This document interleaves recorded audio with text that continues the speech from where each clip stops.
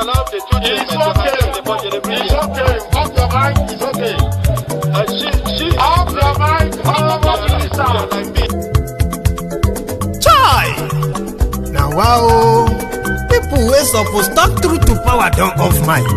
And if we talk, now 500,000 they go sama us, call them hate speech. But fear not, my ego don't come. Him go torchlight every corner, nooks and cranny of all these bad people where they spoil our country.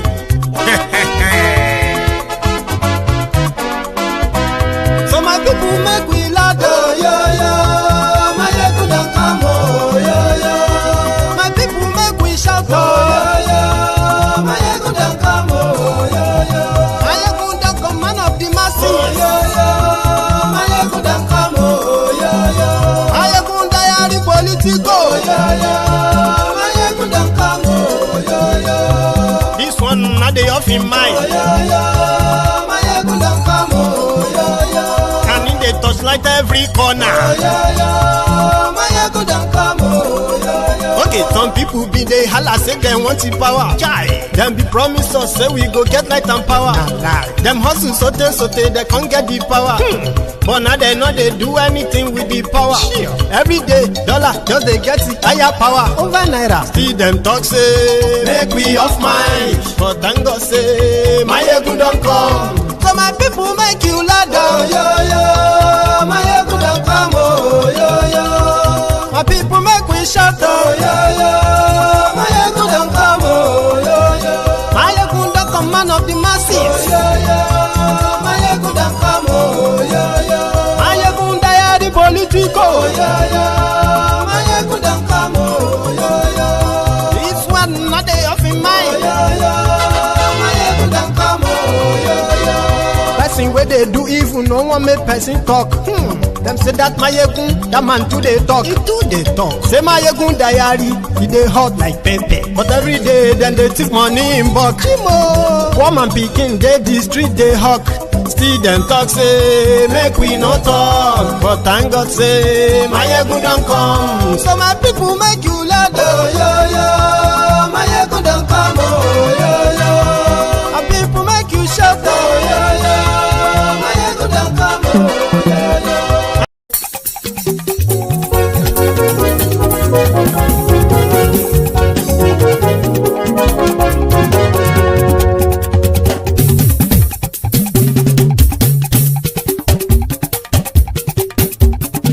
Mayegun làwa mọ̀ làmọ̀ tó dòdòdò. Mayegun diary na he be number one. Mayegun làwa mọ̀ làmọ̀ tó dòdòdò. Mayegun diary na he be number one. Mayegun ti dé o ọ̀rẹ́ ara yìí. Mayegun diary na he be number one. Lórí Facebook lórí YouTube. Mayegun diary na he be number one. Gbogbo bó ṣe ń lọ ni Mayegun já wa sí. Mayegun diary na he be number one. Àṣírí ọ̀jẹ̀lú kì í bò níbẹ̀ o. Mayegun diary na he be number one. Bó bá ṣe eré àní Mayegun máa wí. Mayegun diary na he be number one. Ó sì tún ṣe eré wàá gbọ́ níbẹ̀ o. Mayegun diary na he be number one. Mayegun diary politico. Mayegun diary na he be number one. Godfatherism kò sí lọ́rọ̀ Mayegun. Mayegun diary na he be number one. Ẹ farabalẹ̀ sẹ́ o kẹgọ́rọ̀ lẹ́nu o. Mayegun diary na he be number one. Àní Mayegun làwa mọ̀ tó dòdòdò. Mayegun diary na he be number one.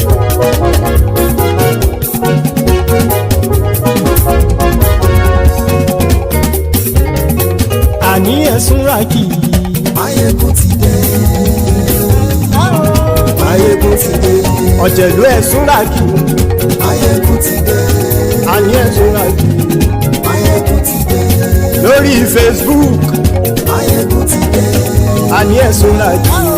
Mayegun ti dé. Lórí YouTube. Mayegun ti dé. Àní ẹ̀sùn ràkì. Mayegun ti dé. Bọ́ bàbá gbé wúrẹ́. Mayegun máa wí. Àní ẹ̀sùn sọ́ra jù. Ijó ìgbádìyẹ. Ayé sọ́ra jù. Presido bá rúfin o. Ayé sọ́ra jù. Gómìnà kówó jẹ. Ayé sọ́ra jù. Ọlọ́pàá tí ń darí bá. Ayé sọ́ra jù. Hello there. Good morning to you. Good afternoon to you.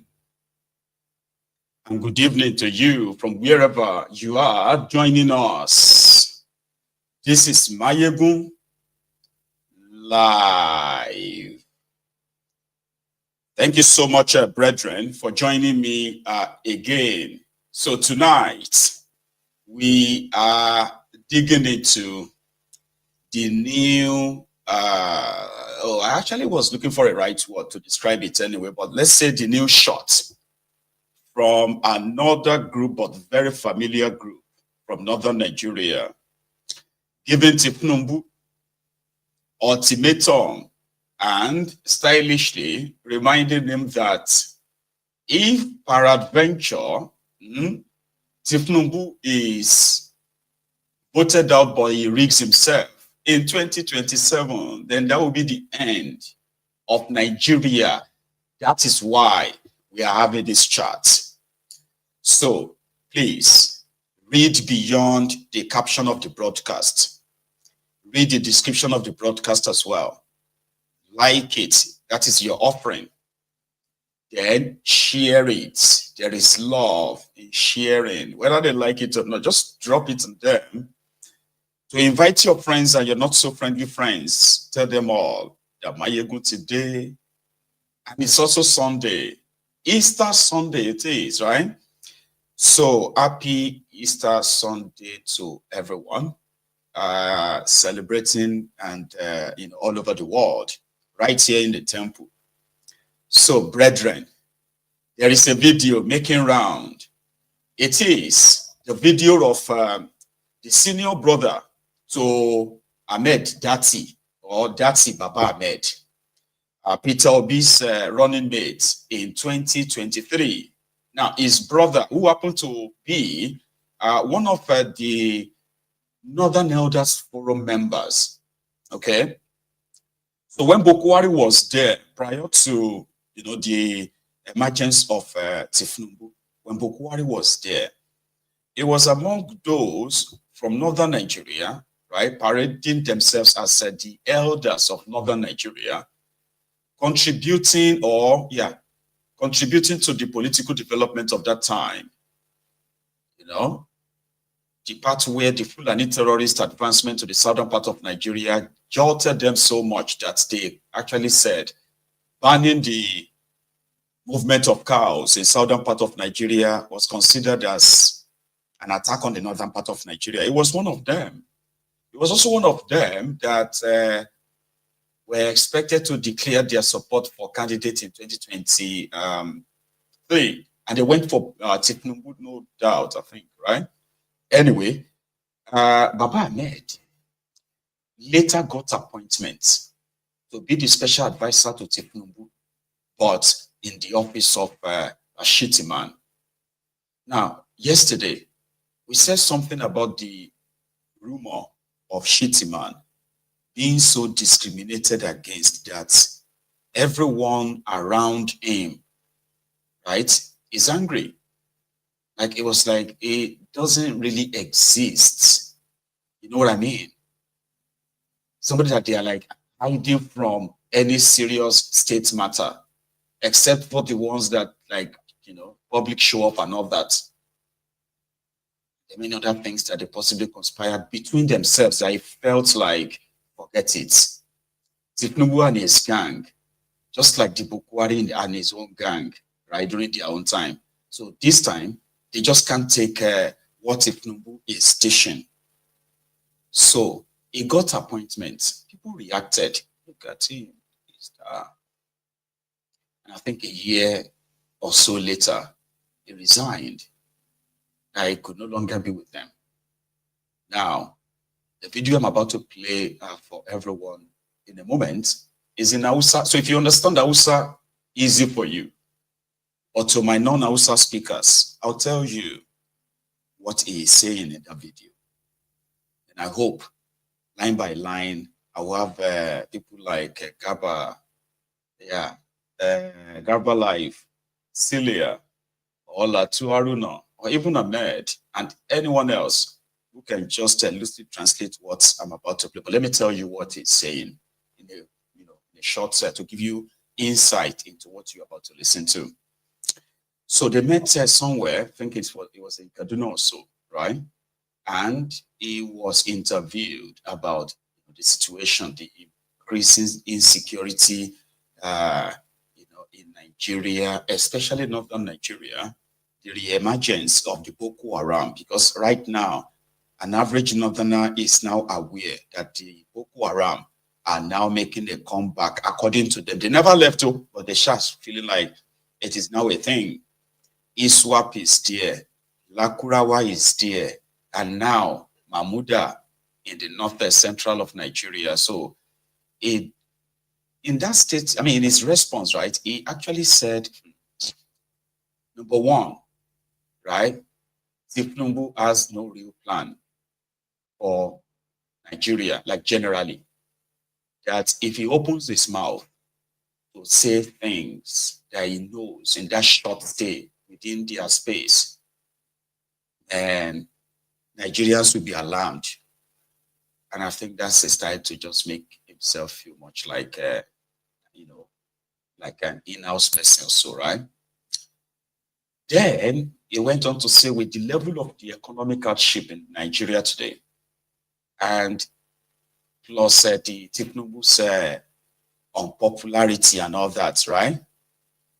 That by 2027, if ThisNubu rigged the election, if he dares,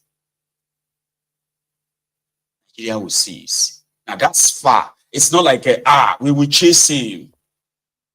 So some people, like politically, right, you can read a lot of meaning into it. And I am going to read a lot of meaning into it. Somebody who is not really politically inclined, well, it's just one of those flippant talks, which of course it can be. But that's actually not how it's going to be reacted, because when you look at the personality involved, and then you look at all other strings attached to this person, so that is a statement, right? Becomes like a life of his own. And that's what we're going to do tonight. I'll come back, right? So maybe kind of break it further down and other follow-up too, right? So Baba Ahmed, yesterday, this was yesterday. Yanzu ba buɗe baki na. Kwanan nan na sauka daga aikin nan ban fara magana ba, kuma ina da hujjoji na. Amma inda zan yi magana din, zaka ga cewa akwai alaka da yawa akan abubuwan da yake faɗi. Kamar da can ba ka ga shi wannan da ya mun takunkumi. Akwai alaka, akwai kamar kewa tsakanin abin da yake faɗi da abin da nake. Abin da zai yake so in ce, a gaskiya Arewa yanzu ita za ta tashi ta kwaci kanta. Wallahi sai mutanen Arewa sun gane, sun yi ma kansu karatun tanasu, sun kwaci kansu da kansu. Su kiyaye mayaudaran 'yan siyasa, su kiyayi abubuwan da zai raba kansu. Duk abin da ya shafi musulmi da Kirista da Baju da Fulani da Mangu da sauransu, a ko ina ne wallahi ta shafi. Mun taɓa ganin wannan kafin shugaban ƙasa Buhari ya zama shugaban ƙasa. Lokacin muna kamfen ɗin shi, Boko Haram na sa bom a masallaci, su sa a coci, su sa a Abuja, su sa a Lagos. Boko Haram suka haɗe mana, suka sa mutanen Arewa suka haɗe kansu gaba ɗaya. Haka ce ne, saboda haka babu wani wanda zai zo ɗan siyasa yanzu da zai zo ya ce ina Arewa mu ce ga mu, ya ce mana ku yi layi a bayana. Kai wani wane?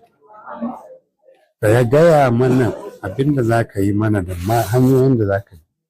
aka yi mana ma mun kuma mun idan mu ya buɗe an yi shekara 8 na Buhari yanzu ga wannan gwamnatin tana nan muna wayo to shikenan mun zauna mu sai dai kawai kuka a Najeriya nan mu ma fa ƴaƴa ne muna son gwamnatin da za ta ta fahimci matsalolin da muke da shi kuma ai mana magana saboda haka magana cewa magana arewa ba karamin magana ba ni dai na sani insha Allah nan da wata 6 sai kaga an yi wani babban juye ko wani sauyi na inda arewa a kiblar da arewa za ta ko sauran Najeriya su biyo mu ba mu tafi mun kaɗai mu dai mun san cewa ba mai zama shugaban ƙasa a Najeriya in ba da arewa kuma mun san da irin raini da irin abin da ake mana sai an koma ana da na sani in dai ba mummunan zaɓe za a ce za a yi ba a ce arewan mu shi ne kawai za a ce a yi mummunan zaɓe kuma a 2027 wallahi su yi hankali yana iya kawo ƙarshen nan. Dokta kana yi wa 'yan arewa albishirin ne na cewa nan da wata 6 akwai wani abu da ko walau ku daga ɓangaren dattawan arewa kuke ganin za ku yi da zai ɗaga muhimma da martaba arewa zai kawo canji ko a ɓangaren siyasa kuna hasashen wancan sabuwar tafiya da ake yi kuna ganin za ta yi tasiri na ƙila samar wa arewa ta inuwar da in ta gaji da wancan ranar ta shiga wancan duka kamar yadda na ce maka fa talakan arewa da wannan ƙungiyoyin da kake magana da tawan arewa da masu kishin arewa akwai lokacin da za mu zo mu haɗu mu cika ya isa kuma an kusa zaluncin nan ya isa haka banzantar da mu a watsi da mu a waye arewa ya isa wallahi mun san ko mun suwaye mun sani shi yasa ni kullun yanda wanda yake magana yakan ban sha'awa saboda yakan faɗa abu daidai yanda yake to wanda baya son abin da kake faɗi in ka faɗa sai ya ce gaba kake da shi ko kuma kana mishi munakisa ni dai na sani ka ce min ko hasashe nake yi yanda abubuwa ke tafiya a arewa to lokaci ya kawo ko da dan arewa zai bude shedda ubangiji lokaci ya zo ta inda abin zai fito ko mutum ɗaya ne ko ƙungiya yayi ne ko ta siyasa ne ni dai na san talakan arewa idan da ya yi kurakurai na jefa ma mutane ƙuri'a ko don ɗan arewa ne ko don wasu 'yan ƙalilan 'yan arewa sun je sun ce dole sai an kawo ɗan kudu an yi to wannan ta kare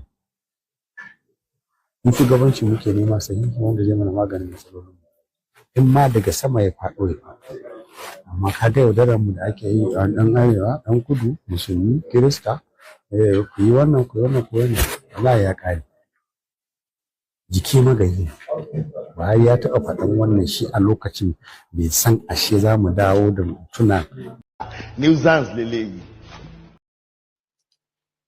So, in a nutshell, right, Baba Ahmed was talking about the state of insecurity of Nigeria before the emergence of Boko Haram, as they were attacking Christians, they were attacking Muslims and all of that stuff. And eventually, when Boko Haram came, he resolved all of that. As bad as Boko Haram was, he said, at least in the area of insecurity, things were not like this. Like Boko Haram managed to push them back, because if you remember, Boko Haram were in Abuja, Boko Haram were in Kaduna, Boko Haram were in, you know. So when it now comes to this of ThisNubu, he strongly believes that if the North can come together to ensure that they take on this ThisNubu and end ThisNubu's reign as president of Nigeria. Literally, like Aruna put it, right? Asking all of them that, if other people in Nigeria are willing to, fine. Because in 2027, if ThisNubu rigged the election, easily, Nigeria will cease to exist. Baba Ahmed Now, let us take a look at these statements. Is it just like an ordinary statement? Or is actually a statement that all of us should take serious? We all know that if there is a chance today for a referendum to ask every tribe in Nigeria and ethnic nationality in Nigeria if they still want to be part of this Nigeria or not, there is going to be a shocker. And that shocker is that there is a chance, right, that more than 60% of the people of the southern part of Nigeria, to start with, though, will vote to leave Nigeria. Nobody say people will want to be part of Nigeria, remain part of Nigeria. No, they are. There are many of them. Do you understand?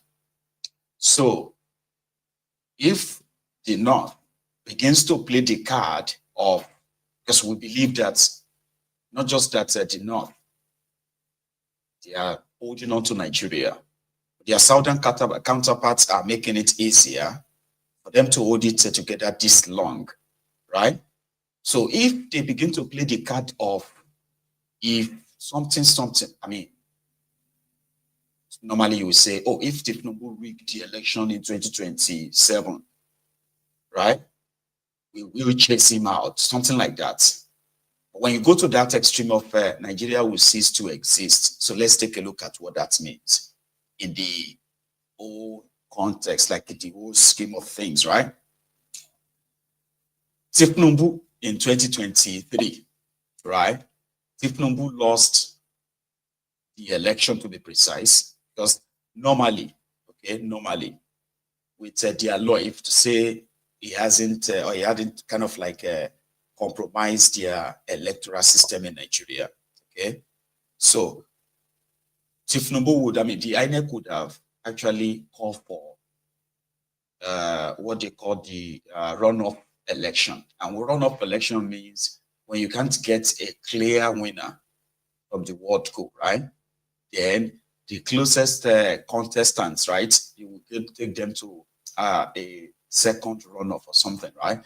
And then you don't need the number of states versus the number of, votes and whatever, right? You won't need all of that anymore. What you would need would be just straight contest and clear winner. But INEC didn't do that. And INEC didn't act alone. Apart from the suppression of nearly 3 million of people's votes in Rivers State alone by Werewike, in case some of you have no idea, right? The damages done by Werewike that made him so much valuable to ThisDay, because it just helped him to balance, you can't win election in Nigeria and say you want to be president of Nigeria for real, even if you want to rig. You have to rig in such a way that, right, the whole, the whole setup of the country, the way you're going to rig them from region to region and all of that will balance it up enough that, but they didn't do that. So the Northern Nigeria believes that if ThisDay as rich and as powerful as he claimed to be, couldn't secure the southern part of Nigeria, and with this Peter Obi in the picture, anyway, they could possibly just go it alone. Kind of, sure you get.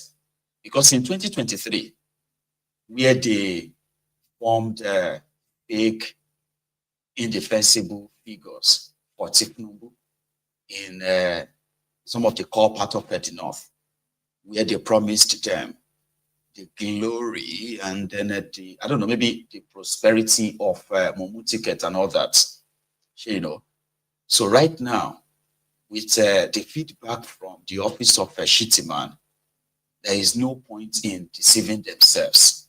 So they are already telling themselves in northern part of Nigeria that ThisDay will be an OTP, one-term president. But he's still the most dreaded, because somehow they believe that he controls the institutions, right, that would normally conduct this election of a thing, right? So what if he wields that power? Despite this North believing that they actually decides who becomes who in Nigeria. You know, even that, in this year 2023 charade, it's just so unfortunate that, you know, the whole 2023 was so corrupt, so flawed, that you can't really use the results as a yardstick of measuring anything. But it's still the only data, you know, that is available that you can use. 2023. We used to remember, I remember when we used to have the three Kardashians. The three Kardashians were, because they've lost that now, right? So where Kaduna, Kano, and Katsina. You see these three states, they can deliver about 6 million votes from them alone. These are like underage voters, fake votes, you know, manipulated figures, triple, quadruple, well, put it this way, multiple from printing and all of that. And they used to be like, so in this year, 2023, maybe because the North were not so dedicated or so, I don't know, like the number fell so much that people now realize that it was all a myth, a scam all along. So ThisNubu lost all those three Kardashian states. Lost in Lagos. Lagos was supposed to be its base with over 2 million votes. I think they even have about 3 million or so. No, hang on. But they actually have like about 6 million voters in Lagos alone in this year 2023. But the shocker that the obedient and the obedient brought into the 2023 sort of like a project was so massive that ThisNubu could only manage to forge 500,000 votes for himself. So where exactly, right, did the vote come from? That is where the North comes in. That is where they feel entitled. That is why they feel so entitled. Or you know, to ThisNubu, it's all right if they feel like that. But in reality, those votes, they don't exist. Do you understand? Like they don't exist. All manipulated to further push their Mumu ticket that they thought God knows what they were thinking. So right now, within a year, it became obvious that this was a wrong bet, like it was a wrong gamble. So suddenly, they decided that they are going to make sure that North, they gave ThisNubu, they gave you ThisNubu, because they feel like they gave you ThisNubu. Now, that North will take ThisNubu away. And if ThisNubu now uses the power of himself, just same thing they did to Goodluck Ebele Jonathan, right? When they told Goodluck Ebele Jonathan that they will give him a backboat treatment. And that backboat treatment is that they will send thousands of the Almajiris to take over the Aso Rock. If they bombard the place, Jonathan will be dragged out of that place and he will be torn into pieces. I don't know if some of you remember that. Statements like this, little by little like this. That's how they built up until when they were bold enough, right, to stone Jonathan in Bauchi in 2014, right? Although the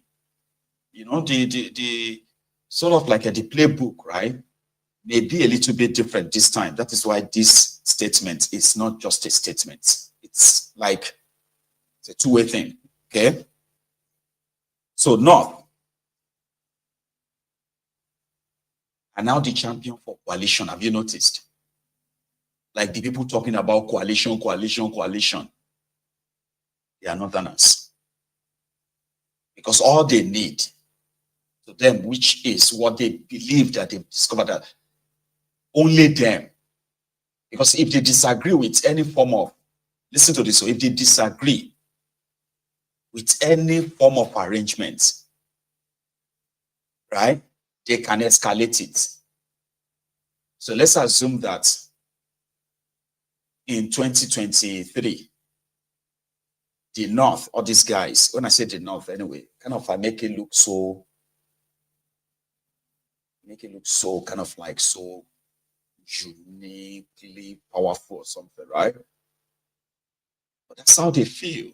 They feel like, you don't know, we decide things. So they believe that if they were the ones, right, that it felt like rigged out in 2020, if they were not in the project of ThisNubu, for example, let's say they were in the project of this obedience, for example, and Peter Obi is Alhaji Yekini, Obi Taju, something like that, right? Say Alhaji Abdul Yekini Obi Taju, and he is their project and obedient stuff. Everybody obedient. They believe, right, that they are capable of shutting down Nigeria. Yeah. Did you see when they are poor protested last year, for hunger this and hunger that, right? So it's believed that they didn't really have the backing of their extreme leaders, the religious and the political. So although it is also believed that in northern part of Nigeria right now, even though the whole storm is just gathering, by the way, so it is believed that in northern part of Nigeria, there were some special clerics, Islamic clerics, whose own job, like they are on the payroll of a thiefnubu. So their own job is to continue to keep the population, right, hopeful. Meanwhile, those ones who are leading the coalition, this coalition that, I've heard a lot about that, so like different kind of schemes and all that, or let Atiku do one term, and they would then hand over to Peter Obi, maybe Atiku, different kind of, some of their plots, right? But it's coming from the north. Just less than 2 years after Buhari's finished his 8 years. Just less than 2 years after they publicly threatened to lynch anybody who ever comes out in northern part of Nigeria to vote for ThisNubu, to vote for any infidel except ThisNubu. Less than 3 years. And they still have another 2 years to go. And that is how the whole storm is kind of like a gathering. That's one. The second part is that, which indeed is, is making me to begin to feel like we must actually pay more attention to this 2027 of a thing. As much as so many of us are never going to participate, fine. But the fact that we are not participating doesn't mean that there are no millions who wants to go and participate in order to validate it. But there will be those, right, that strongly believes that despite ThisNubu's power of incumbency, as they call it, all these, that when the people, the alliance of people becomes so strong and stronger, right, that even ThisNubu himself would probably have to abdicate, run away, or honorably, right, exit the scene. But here is the twist. For ThisNubu, you see all these things, they are noise. People can say whatever they want to say. When the chiefs are down, some of them would have to leave Nigeria, go to exile. Some of them will have to, he's so unbothered, if you probably want me to be honest. He's so unbothered, and that's a good thing. The way APC, Egbekebe, destroyed Nigeria depends on how you want to see it. People actually rejected them in 2023. But with the help of the compromise system, ThisNubu is your president today and continue to unleash that frigate that Kwara started. So that in itself means that if the people are allowed to decide ThisNubu's fate, it will stop being your own president by 12 noon on any election day. Any election day. In any way you are allowed to express yourself. So we all know that is not how it works. Right? So all ThisNubu needs is just participation. As the whole thing is currently set up, it will decide if he wants to declare himself winner or he wants to declare himself loser. Only him will decide the way the whole thing is set up right now. So the Northern Nigeria believing that once we say no, we get rid of him and all of that, it's a good thing. Do you see the do you see the vice versa? What do you call the contrast there? It is a good thing, but I'll tell you, they are not the only one. So we've already had the obedience. No matter what you say to them, obedience are going, except if Peter Obi is not contesting any election again. The obedience, no matter what you say to them, whether they change the constitution or whether they don't change the electoral act, whether Yakubu continue or Tinubu appointed another stooge that will do the job, it doesn't matter. They will participate. So this time around, they now have the experience of being rigged out for real. They experienced it. They saw it. They saw how they got disenfranchised. Some of them lost interest completely in the whole process. Yeah, some of them did lose interest. But don't let us pretend that we don't know that there are still millions of them all over the place. No matter what you say about Nigeria, if you say Nigeria should break up tomorrow, they will say, yes, break up. Some of them. And when you see people saying that obedient, you're going to hear them shout for life. So they exist. And that is a good thing too. Whether the Northern Nigeria succeed in creating a coalition, which they strongly believe that if others are not going to follow them, fine, they will do it and go it alone. So the obedients are also not pretty much interested in any coalition, maybe not all of them. Right? So that means, number one, it will be believed that if you have two people running with thiefnubu, right, that gives him a leverage because it divides your votes. That is for the analysts. Analysts will always analyze Nigeria. It divides your votes. So to thiefnubu, that's all I need. They are participating. Right, the result. But to the obedient, if what they suffered in 2023 repeats itself, heaven will fall. The third one, the establishment generally. Do you know that they still blame themselves for allowing that your obedience movement to last to an election date? They regret that up to this moment. Still regretting it. Because that simply means that the number of gullible people who don't really understand how the whole rigged system works are now aware. And somehow, with their emotion and all that, right? It's like it's bottled anger for so many of them. So they want to see it again. However, the establishment wants to make sure that that never happened again, ever. You hear them, they said it a few months or a few years back. Just a few months after that, 2023, they said, this must never happen again. So do you now see that it's like in 3-4 places right now, you have different, different people's agenda, intention, and they are all at cross purposes. And that is a good thing. So if the North says, if thiefnubu declare himself winner, Nigeria will cease to exist. Great, bring it on.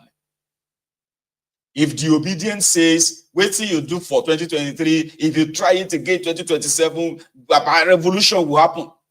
Great. Let's go. So it's a good thing. It is. I'm beginning to be interested. Here is what this guy, Sowunmi, he was with Sheun on open mic, or mic on rather, Sheun or Kimbaloye's platform on YouTube, right? They will add different charts about this, about that. But his own view, talking about the obedience, by the way, he believes that the PDP governors who says that they are not with Atiku on this issue of coalition against thiefnubu, they you know that ThisDay Newspaper just published something today? Yeah, ThisDay Newspaper published that 4 PDP governors are on the verge of decamping to APC. I mean, this is also a factor because all thiefnubu needs, like I said, apart from the alliances here and there, as people are forming coalition here and there, is just their participation. Just your participation, that's all it needs. That simply validates the process. If you go back again to say you are rigged, to them, you are just a sore loser. Because those you think are with you, they are cutting deal with the devil, as you can see. Those who are supposed to be your friends. So PDP governors came out and said they are not going to be part of any coalition. Meanwhile, Atiku and Kaduna Littlefinger, they have been everywhere talking about coalition. We are going to have coalition and all that. You know? So to Sowunmi, he believes that if PDP can manage to get Peter Obi back, yeah, then Peter Obi becomes the candidate of PDP. The Atiku support, everybody come together. Then Tinubu will be gone before 12 p.m., 12 noon on your election day. That's what he said. The talks within the APC was in 2023 that Buhari subtly worked against the Tinubu ticket. But did he win or did he not win? So that's the question. Okay, so if somebody was not, without conceding to you, if somebody was not the president, had been out of power since 2007 in Lagos, and he won a presidential election, which you people say Buhari was not with him and policies were directed against him, and then you actually think that that kind of person is going to fret because of what? Have all the governors in the APC said they are unwilling? Look, I'm a PDP man. Well, they can sauce in their own stew. I'm interested in stability. The APC as a political party, I wish them stability.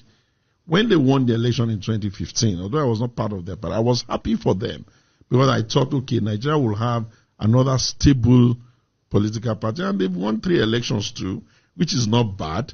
So when they get to the hurdle of what they're going to do with their presidential election, it's their business. They'll take that decision. I am interested in saying very clearly, the pathway for People's Democratic Party of Nigeria to win the next election is very clear to me. It's unambiguous. How would that happen? Oh, I will not tell you that completely, but I will just say to you, in the last election, we got 6-point-something million votes. The third person, Peter Obi, who is also a PD man really until he went there, got 6.1 million votes. The third person, who is also a PDP man, Kwankwaso, got 2-point-something million votes. Can you not see that it is the votes of the PDP that was fragmented? Can you just imagine if we just joined the PDP numbers back together and figured out a decent way of picking a fit-for-purpose candidate? That would be like 15 million or thereabout votes. If you put all so of that's like a stroll in the park. We're going to win. And we are not under obligation to keep giving the ticket of the presidential candidacy of PDP to only one individual. Although nobody is preventing anybody from contesting, everybody must be willing, ready, prepared to play by the rule. And part of the thing that political leaders should not do is demarcate their party, forgetting that that same party they wish to demarcate had favored them 1 times too many. And if you don't get that, then I think you don't stand for it. So it would have been, if Atiku gets the ticket of the PDP, that would have been 3 times back to back. That's not even the point. What about the one we gave him that made him vice president and made everybody know him? That's twice. Exactly. Add that to the 2 ones that we gave him as presidential ticket. So you are inferring that it may not be fair I am saying for that Atiku to run again in 2027. No. Don't listen, Sheung. Don't let's kid about. What I'm saying is that, you see, the People's Democratic Party, my party, we are a party that allows free contest. We have never been a party where we hold anybody's hand. I mean, can you imagine Wike losing 2023 election? Do you know the kind of contribution they had been making before then? Do you know what type of bills he has been picking on behalf of people before then? But because it was a free contest, everybody came, somebody dropped down for somebody, and another person won, and the result is the result. Of course, people can brood, people can be upset and all that, but that's fine. But in the 2027 too, the People's Democratic Party of Nigeria will open up its rules, will announce when it is time for buying the form. Anybody that feels strong enough to contest should go and contest there. If I were Peter Obi, I'll come and take that ticket. I'll make a very strong stake for that ticket. And Peter Obi should return to the PDP. I think that if I were him, I'll make a strong stake for that ticket, because I really do not see why the Igbos. This party was actually conceived in the bedroom of Alex Ekweme. I really do not see why the Igbos and the southern leaders and other leaders of thought in the country, especially in the PDP, cannot say, okay, we accept, we owe a southeastern debt. Here's the ticket. If Peter can do 6 point something all by himself, with no governor, no nothing, can you imagine what he would do with 12 governors and a strong grassroots infrastructure? Have you seen the way we do primaries? Our primaries are like movies. They're like a movie set. We don't joke about. It's so choreographed. It's so beautiful. And if we've gone everywhere else. We've not gone to the southeast. But Peter is at liberties to do as he wishes. So Peter, if Peter Obi goes to the PDP, it's almost like a stroll. It will likely get into the presidency. It will likely get the ticket. I don't know about stroll. Every contest must be, keenly contested. You have to count. You can't count. But it will be easier for him. Because he'll be, if he gets that, if his numbers and his animate energy that is following him were to follow him into the PDP and he was the presidential candidate, I can guarantee you Peter will take the southeast. Peter will take the south-south. Peter will take the Christian north. Peter will take north central. Do you know how many votes PDP can bring for him, even without campaigning? Just PDP and people will just come apart. But it doesn't look like Peter will leave Labour Party. It's not reasonable. Listen, you asked a question that allowed me to speak to that possibility. To the permutation. If Atiku picks the ticket of the PDP, the challenge is we have to find somebody that can back him. If Seyi Makinde picks the ticket of the PDP, the challenge is we have to find somebody that will back him. I've heard a lot of people in the country as I go around tell me that, Shagun, why are you not even talking to us about Bala Mohammed? If Bala, the former governor, the governor of Bauchi State, if Bala picks the ticket, we'll back him. There is always a pathway for. If I, Shagun Shomi, get a ticket to PDP, I know where to go find the running mate. What I'm trying to say in essence is that people must understand political parties must be nurtured. It's not every day that it's going to be easy. The difficult work has to be done by those that have been given much, and to whom much is given. You won't need a car to travel. You won't need an aeroplane to travel. You will just say, I want to go to London. And you'll be in London. Whether you believe it or not. Whether you believe it or not. So his permutation, right, is that if Peter Obi can come back to PDP, it's going to be just walk in the park. Maybe not like that, but yeah. They will mobilize for him, they will blah, blah, blah, and all of that stuff. It's still part of coalition talk. A group of young people put themselves together, right, to talk about the same coalition talk. I think they are PDP guys, okay? So they came together and said that the PDP governors should reconsider. Now let me tell you the PDP governors that are going to join APC anytime soon. Mbah of Enugu, Sheriff of Erebori of Delta. What's the other one? That's Umo of Akwa Ibom. There is one more. The mandate suspended. Seamless Fubara. These 4 governors, one after the other, sooner or later, are expected to declare for APC, and they are going to say they are doing so for the sake of the progress of Nigeria.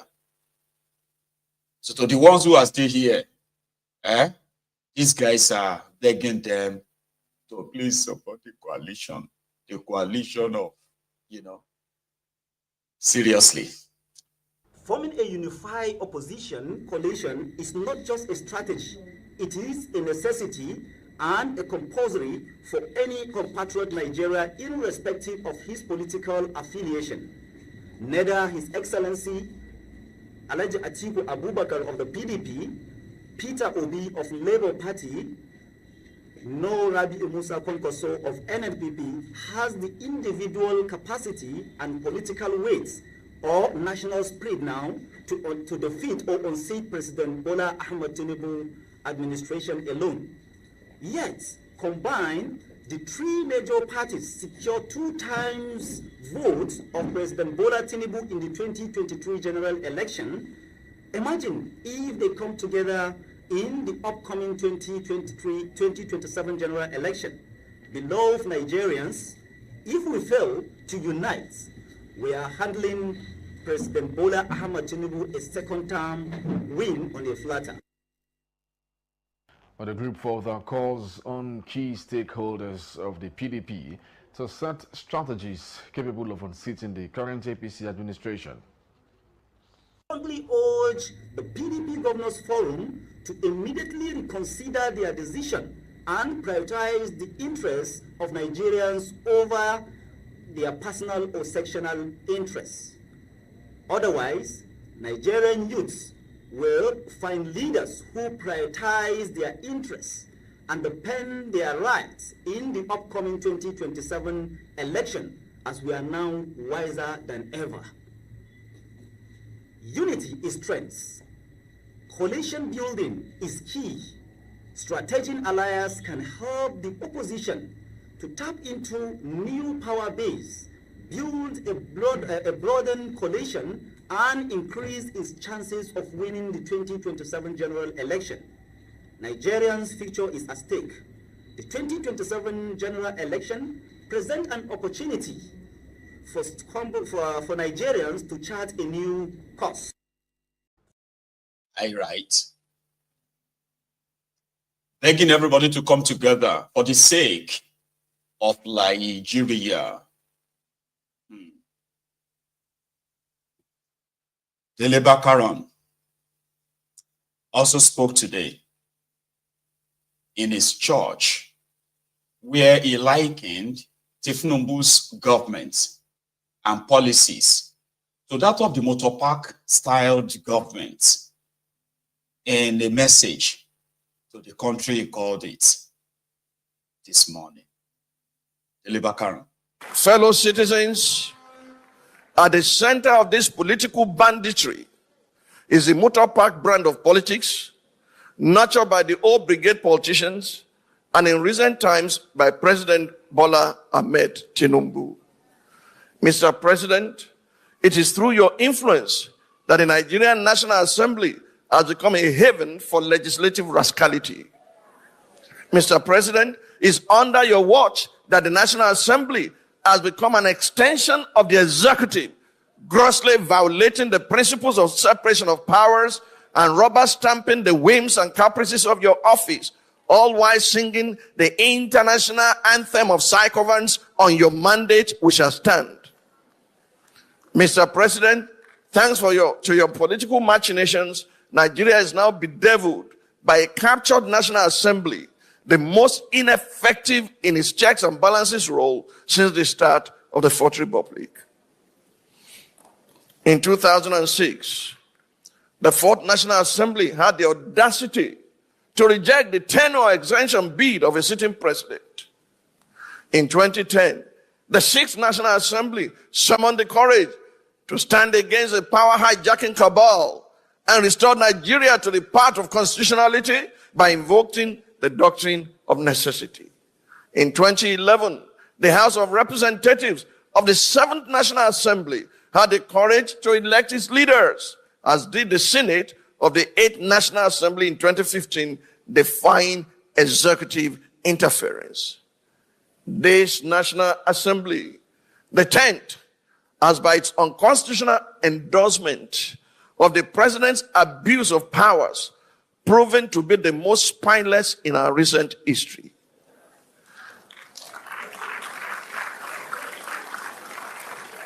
Through its actions and inactions, the National Assembly has in effect become the 48th member of the President's cabinet. Why, fellow citizens? Continue. 70 years old man.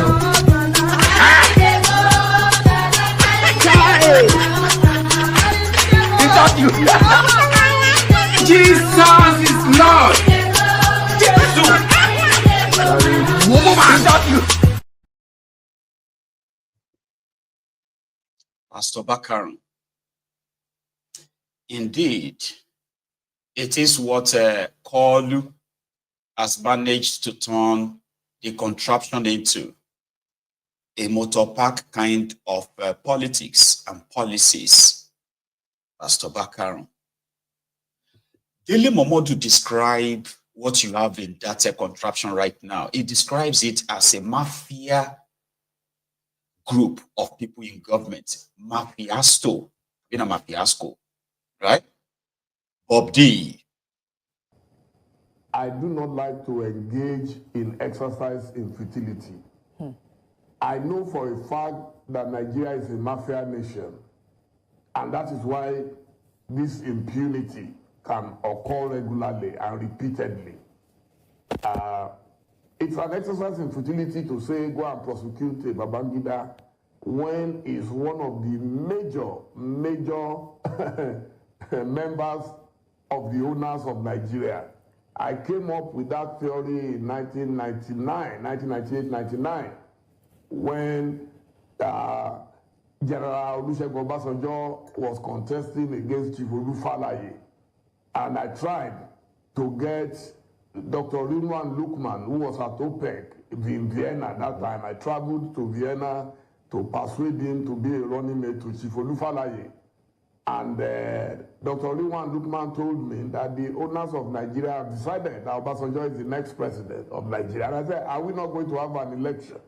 And he said, of course, we have an election, but it's all preconceived, preconsidered, and then predetermined. So it is virtually impossible today, the way Nigeria is configured. You can see that even President Bola Tinubu, who fought Babangida, who fought Abacha, who were together in exile for 3 years in London. He couldn't spit fire the way we used to spit fire in those days. You know, so Nigeria has a way of sucking you in to the extent that you become a part of the system. And anybody who knows our country very well, we know that calling for the prosecution of either Gawan or Babangida or any of the principal actors is just an exercise in futility. Because it's a mafia nation. There are owners of Nigeria, and every now and then, if you get drafted into their midst, you get to be in the midst of the most evil group of people that operates in a very different pedestal. Sometimes you probably will think they're not humans too. You know, they don't go to jail, by the way, just so you know. That's why we call Nigeria a crime scene. It is only a crime scene where criminals, right, actually gets rewarded. The more criminally you are, the more crimes you have on your belt. There's a chance that you're going to get promoted so that you can commit more crimes, financial or terrorism or, name it. It is that bad. So it's a mafia place. And it is also a place where terrorists are rewarded and activists are jailed. Yeah, the irony. That is why you call Nigeria a crime scene. The number one person in that place right now is the Jaga bandit, thiefnubu, Ebola, Koolu, a drug baron, for that matter, a CIA asset, the man that every of his record, right, will tell you that he should be in jail, not in presidential office. But it is Nigeria, man. You are only going to be hated when you die, I think. Yeah, you won't be able to defend yourself and all that. If Abacha was alive, they will call him elder statesman today. Yeah, they will call him Elder Statesman. Kwara is Elder Statesman. What's the other guy's name? That's Ogufe.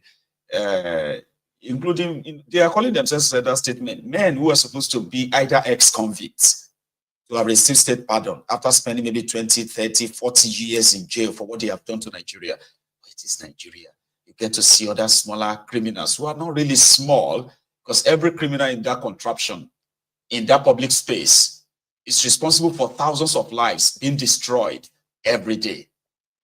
Aye? Somebody will take what belongs to thousands, hundreds of thousands of people, and that's it. Don't go to jail. Except when they want to just give us a bit of a spectacle, you know, say, oh yeah, you're standing trial in front of the EFCC. You know. This man, Mr. Pierce, albeit an elder Pierce, says something about this ThisNubu and why he chooses never to actually, he would never work with ThisNubu. He's a PDP man, by the way, right? But listen to this. My own friends are calling me traitor now. People are calling me, they're sending me messages. You said, Tokes, why don't you want this merger? I think you're already working for Tinubu now. Can you imagine? Now I find out the reason they're saying that. Are you working for the president? I am working for the PDP, obviously. I know the president very well, and it's a man of ill repute. I can never work for him. He doesn't deserve it. Nigeria doesn't deserve a terrible president like this, and God forbid that I should be found with a man like that. Now, you see, the reason why they're asking me, and I find out, is that they are members of the Labour Party. They want me to come to the Labour Party to join them, and they want PDP to come into the Labour. Say, look, if you want to work for me and the Labour Party, please go ahead. Let me do what I can for the PDP. When we go to election, we shall see who Nigerians want. That's all. Atiku doesn't think that PDP can face APC as it is as right now. I mean, we can call it selfish. I know. That's what Atiku thinks. Mm-hmm. Atiku has been wrong many times before. And he's wrong again. But you were part of the presidential committee of 2023, and Atiku was your candidate. Yes. Let me tell you something. And at the appropriate time, if it comes to it, I will reveal as much as I should. For now, let me just say that Atiku was in PDP in 2015. He left PDP in 2015, came back in 2017. He was welcome. I was one of the people that worked with him to get a nomination, to get a ticket for 2019. But he ran that election, he lost. His attitude to the party is part of the reason why he's having problems now. I supported him mainly, primarily because he promised to restructure Nigeria.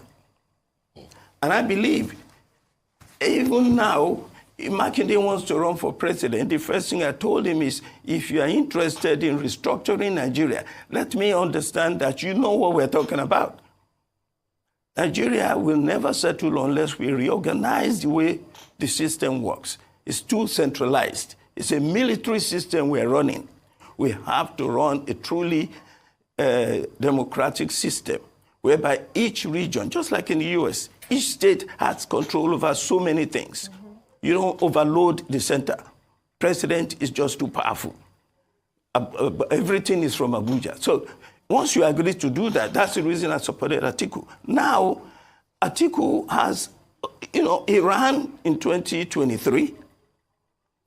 He lost in 2023. If he wants to run again in 2027, he should come and say so within the party. I suspect that his feeling is that he cannot get the ticket in 2027. There's a lot of opposition to him now in the party. People are saying enough is enough. Yes. That's what they're saying. Therefore, he going to form a merger is looking for another platform. I cannot be part of that. I said to him, stay in the party, Don't be running from here. You ran from PDP, you ran to APCN, you ran from ACN, you came back to PDP. You want to run away from PDP again?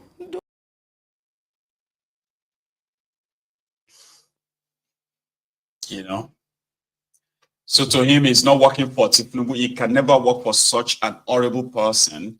But at the same time, let's see what he just hinted there. Atiku doesn't control PDP, as much as we all know. His own state governor, his name is Fintiri, right? He is with, God damn it, he's actually with thiefnubu, but like indirectly, just like that guy from Plateau States, Mutang, he's also PDP, but he's with thiefnubu. There are a few of them like that. You know what I mean? So Atiku doesn't really control PDP. With the weakest influence in PDP is so strong that Atiku just seems non-existent, right? So the talk for coalition and coalition, like that man said, is to pave way for a possible Atiku for president 2027. And I think I've said something close to that, very, very similar to what that man said. But my own was like a too direct. Okay? So I said, the plan, when they are talking about coalition, this, coalition, that, okay? So the plan was to see if they can corner you, the obedient, and get to, corner Obi, and at the same time, corner you, the obedient, on their side. You know, once Obi is part of their coalition, this and that, and they announce it, and then they did the abracadabra like they did to Wirewike, who spent over 400 to 500 billion River State money on bribing this, bribing that, just because he wants to be president, right? And then on the day of the convention, I've been at convention here. Those who are supposed to be his friend stepped down for Atiku and gave Atiku their delegates. So similar thing may play out, but similar thing will play out. So it would then be too late for Obi to now say, oh, because I have been defeated there, or they rigged it, or they bribed people, I'm going to take my obedience somewhere else. No, it's done already, kind of. And that's what this man is saying. If Atiku wants to be running for president again in 2027, they should first say it to everybody in there. They're talking about restructuring. Like a lot of people uses that very soon now, like Bukwari did in 2019. In 2014 to 2015, when Fayewon drafted Bukwari's manifesto in 2015, December 2015, right? So he categorically, clearly listed restructuring of Nigeria as part of Bukwari's manifesto, clearly in 2015. Bukwari denied it for 3 straight years until 2018. When people started now, because they said that was what Tinubu told the Yorubas, that APC was going to restructure Nigeria if they supported their Bukwari. The Yorubas supported Bukwari.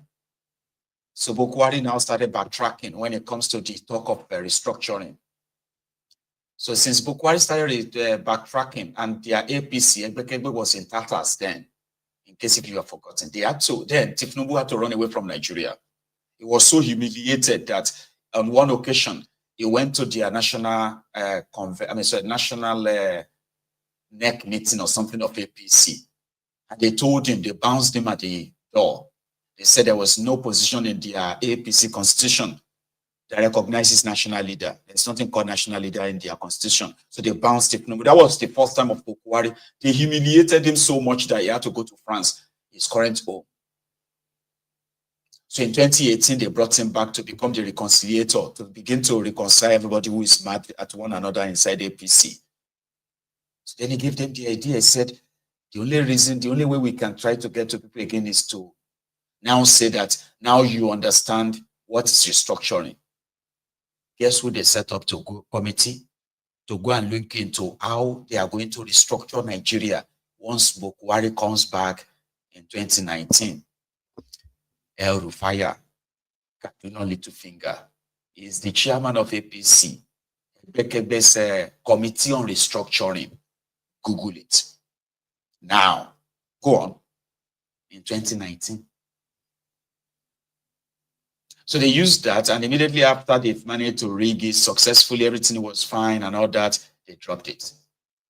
So Shittyman was now saying, what is restructuring? To hell with restructuring and all of that stuff. So Atiku promised restructuring, just like ThisNubu promised it too. But he didn't, ThisNubu didn't promise restructuring per se, but ThisNubu and Co have always been the champion for restructuring, Abi. Now you will think, now there's somebody who is the pro-Nadeco, pro-democracy, yeah, is in charge of Nigeria, restructuring of Nigeria, resource control, state police, self-defense, name it. Those things were supposed to be like dropping every time. Now, like you should just like be dropping and say, they want to restructure Nigeria. Even though Tinubu has announced that he wants to conduct a census.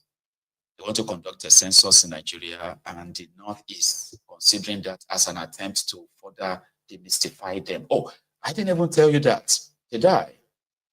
Yeah. Initially, right, the guys who were supposed to conduct the census, counting the people, said they would need about 930-something billion naira. And Tinubu, yeah, acting like it's frugal, right? Yeah, he said, no, they will use the NYSC guys. So he's going to count everybody. A census where they're going to use technology. And it simply means that as they are going to do your fingerprints, they are going to do your face, capture. They are also going to do your breath capture so that if you use somebody else's breath. I have been reading a lot from the platforms of the Ronukus, fantasizing things. And that too, by the way, is also a red flag to these Arewa mofos who suddenly feels like fish out of water just less than 2 years after Buhari's murderous reign. You know what I mean? Like the jihadist himself, right? So they are saying that, ThisNubu is trying to demystify them. He's going to, expose their supposed largest number. And by so doing, right, to become, a thing of the past for people to believe that the northern Nigeria kind of like have this massive population. They haven't done it all. But there are already speculation and conspiracy theories everywhere. Like everything that will make them hate ThisNubu is always kind of like getting momentum in that place, so to say, right?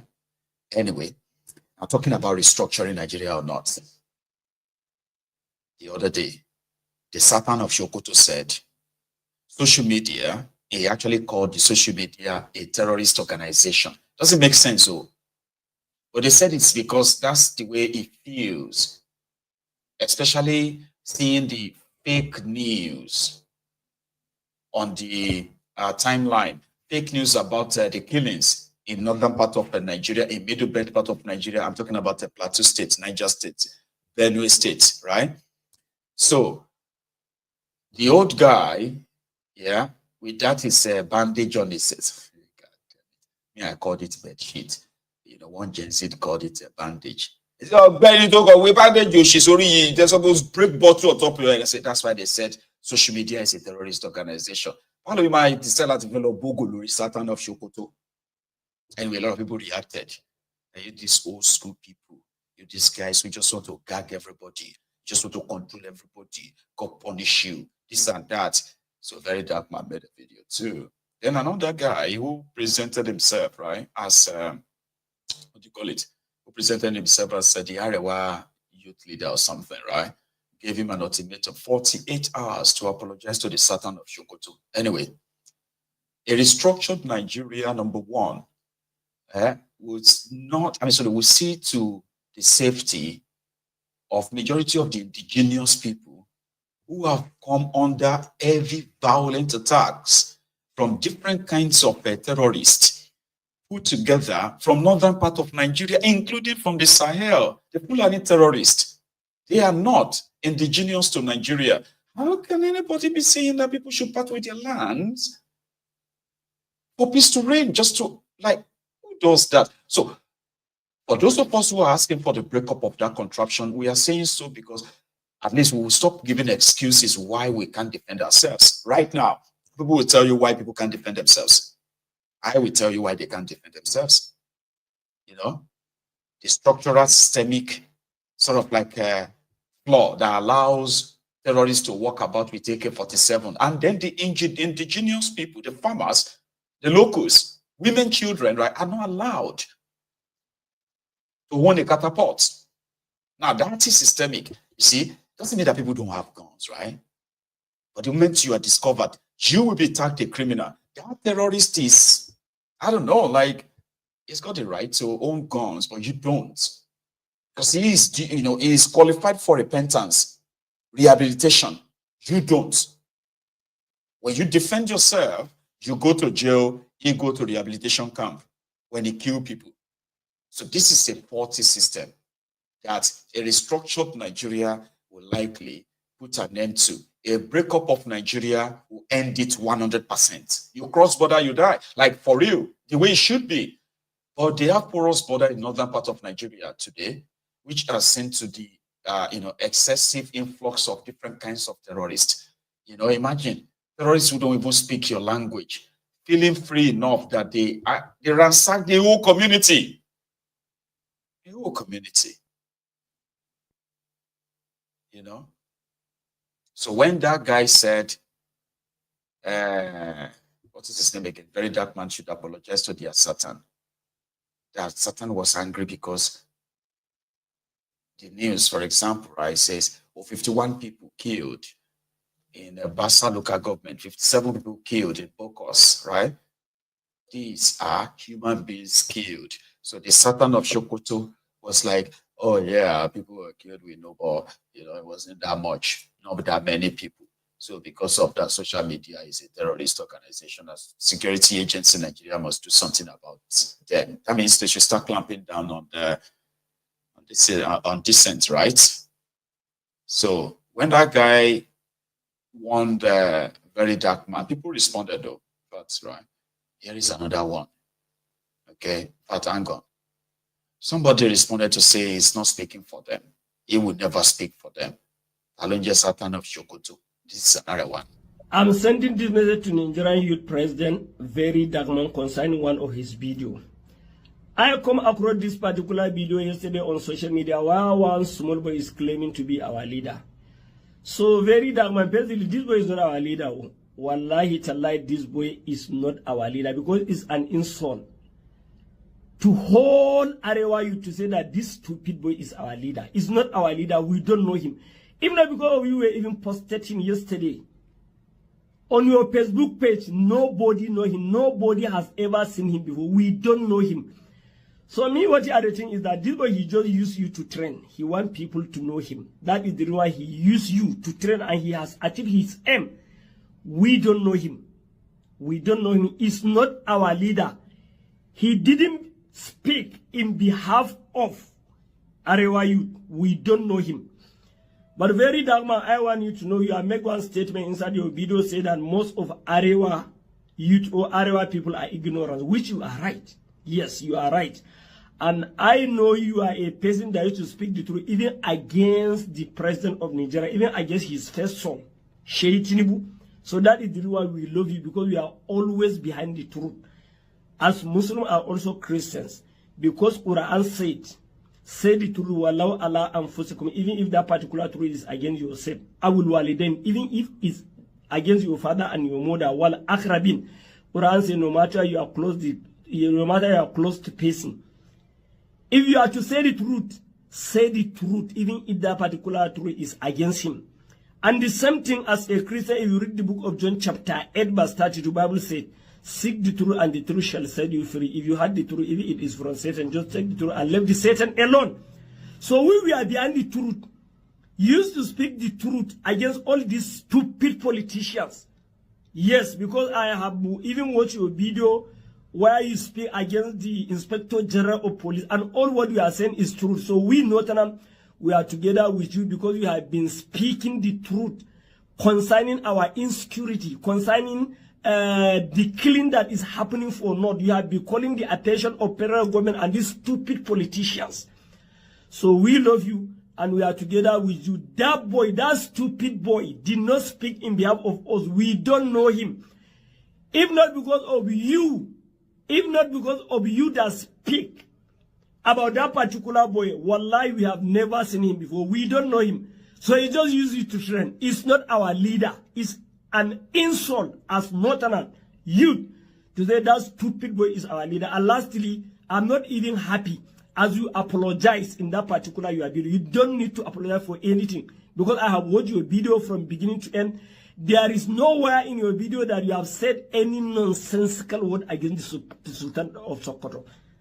And we know you, the way you used to speak the truth against the politician. And Sultan of Sokoto is also a politician. So whosoever that do wrong, very damn, come and say it. We are behind you. We are behind the truth. As our Nigerian youth president. Yes, so even not here, we are together with you. I'm happy the way I watch how some Northern youth are abusing that stupid boy for even him to attack you. Who is him? To come attack a village. I'm sending this message. Since when I born, you never seen this kind of abuse before. Tinubu, I must abuse you. Tinubu, number 1, Oguokiyapa. Tinubu number 2, Oguokiyama. Tinubu number 3, Oguokiya your children. Tinubu number 4, Ogugo bury all your family. Tinubu is a god to you. A god to you. Tinubu is a god to you. And Wausa. Since when I born, you never seen this. I don't read social media anymore. They abuse the hell out of me.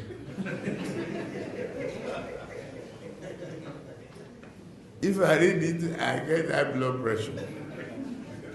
I get angry. I don't read it. So, if I want to hear anything, my children or any of my workers will tell me, this one say this one. If I'm tired, I say, please. Forget it. Forget it. The Sultan of Sokoto is a politician, is a political creation. Also, historically, he is also the great-great-great-grandson of the first terrorist to ever, to ever walk the land that is today called Nigeria. True life story. Don't feel bad as a Fulani, it's your story, right? It's just that, unfortunately, people like us who are down south are not supposed to really have anything to do with you. Again, it is just, is it called genetic or DNA? They said it is in your DNA or genetically yours to be wondering about, and they called them, they have a word for it, so, anyway. The Sultan of Sokoto, who also double as the head of the Muslims in Nigeria, okay, is the product of the establishment, sustained by the establishment, and indeed, he is also the enemy of the people. However, there is another Mugu who has also sent his own new warning, because the way he sees the Sultan of Sokoto is different from the last Arewa you heard from. Oh, listen to this one. This one is hilarious. Very dark man. VDM. You have just 28 hours. 28 hours to apologize to Sultan of Sokoto. Delete that video you posted. Delete the video. Make a public video and make a public apologies to Sultan of Sokoto. After you done that, carry you as your squad, abi your team, you are calling them Rate, march down to Bauchi State, go to the palace of Sultan of Sokoto, lie down for him, I beg him, comment, I beg him. When he say he forgive you, then peace will reign. Who do you think you are? You just a class chaser. I'm a big fan of the war you have been doing, but you cannot be 100% right all the time. What Sultan of Sokoto said is not wrong, and even though what Sultan of Sokoto said is wrong, it is his opinion. And who are you to comment on his opinion? Who are you? Who are you in the first place to challenge his opinion? He says social media, he said, is a terrorist organization, and he give reason why he says so. And you are saying no because you say you are using social media doing good. How many people are using social media for good apart from you? Is social media not a terrorist organization? He said many people sit on their comfort zone to form figure, form news and spread, and many people believe in that. And that is perfectly right. That is one of the disadvantages of social media. He did not say they should ban social media. He said social media need to be looked upon. Many of us sit on their comfort zone say they kill plenty people there, whereas the number people give is wrong. It's not the equal number. I have seen a post on Twitter that they say Muslim jihadists are killing people in Jos, but whereas the people that kill people in Jos are unknown.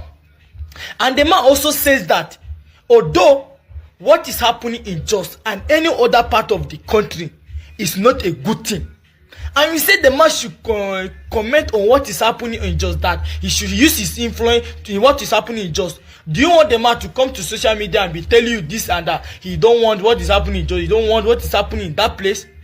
Is he the king of Plateau? Is he the governor of Plateau? Is he the king of Benue? Is he the governor of Benue? Is he the king of any other state that is happening? Is he the Obi of Anambra or Obi of Enugu state? Every state have his leader, and every association have their leader. And their people, safety, security lies on their hand, not in the Sultan of Sokoto. I did not come here to explain to you. Apologize to Sultan of Sokoto. That is it. We know who you are. We know what you are up to. You are just a cloud chaser. You are nobody. You are not an activist. You are just a cloud chaser. Apologize to Sultan of Sokoto. This is the last one. It is smoke Igbo. It is take Indian. It is smoke Igbo. It is take Indian. Must be. Anyway, as one of the defenders of the Sultan of Sokoto, again, these are the reactions of a people, right, who somehow their ignorance is so thick, like it's so deep enough that, Baba, you may never understand how they survived up to this time. In that moment that you're like, Daniel, God the Creator. Have you ever seen anybody that you look at them and you're like, wow, look at this person. And then you admire them so much enough that then they open their mouth to speak. And then you're like, now we talk just now. They say, it's sin. And then you look and say, and God they create you. If you just keep your mouth shut, so that nobody gonna say you don't get sense. I mean, you are laughing. You know what I'm talking about. Like you look at people and just be like, oh my God, they try you. But how you take survive reach this age? How old are you? 35. Wow. God is merciful. God is merciful. And at this brain, you take crossroad, you take two things. This same brain of yours say yes. Wow. God the Creator. God the Creator. If they remove your brain, put them inside the brain of a fish, the fish will drown. Somebody said that though. That is the level of the ignorance of so many Nigerians. You know? And it makes things very hard. you understand? Like, do you need to sit somebody down to explain how the situation of that contraption affects them and those who are responsible? Do you need to break it down? I said, well, please, can you explain this thing to me very well? Okay, you know what? What I'm saying to you is that you say these guys, they are career criminals. This is what they do for a living. They will deceive you with this and that. You will gullibly follow them and listen. See, this is what they do. Or if this is how they're going to start, this is how they're going to start, all of that. Say, okay. So then you say, once they try this one to avoid them, the next thing we're going to do is that, since you know this is the pattern, okay, once it starts, you cut them off from here. They can't be able to control you from here. Do you understand? No. I've been talking since the last, for the past 30 minutes. Several times I asked, do you understand? You said yes. Meanwhile, that in itself has an explanation. After these guys destroyed the middle class and every other class below them, right? Sent everybody down to the bottom barrel, okay? So they ensured that the poverty was so strong, Baba, people were eating, just eat, and there is no real balanced diet to make their brains develop normally. You may be surprised at the level of dumbness in so many Nigerians, old and young, that when they open their mouth and speak, they're just going to be taken aback like, oh, fuck, man. I actually thought this person a normal person. See, but he's a normal person. Say, no, he's not a normal person. He appears normal, but this one no get sense. A person will not get sense, no be normal person. No. It go appear like normal, but man do your gun. I don't know about you, Sha, but for me, man Kamila waste of human being. You know those kind of people, you look at it like, man, this one is a waste of human being, man. There are many like that. Okay? So he's defending the Sultan of Sokoto. Sultan of Sokoto is upset that some people are rolling out numbers of the victims of terrorist attack. Sultan of Sokoto, not that he has anything different, but it's just that he makes them look bad, especially linking some of these attacks to this religious kind of like connection and all that. It makes them feel so, looks bad.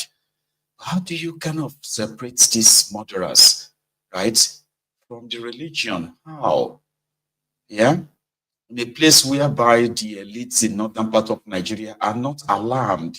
They are not alarmed that these murderous animals are now being freed in the name of repentancy. How can you do that? Like people who unleashed this kind of violence on your people, shouting Allah Akbar, Allah Akbar. And of course, with that, the kind of like the stigma or the stain they are bringing onto the religion and all that, if it upsets you, the right thing is to kind of speak up and condemn any form of process that allows them to go unpunished. Because that is what Operation Safe Corridor means. And since nobody punishes them, so more and more terror groups are emerging in Nigeria almost every day, just as the businesses and companies are leaving Nigeria. Terrorists and different organizations are opening their shops in Nigeria. And as they are registering their presence, as they are opening shops, they are registering their presence.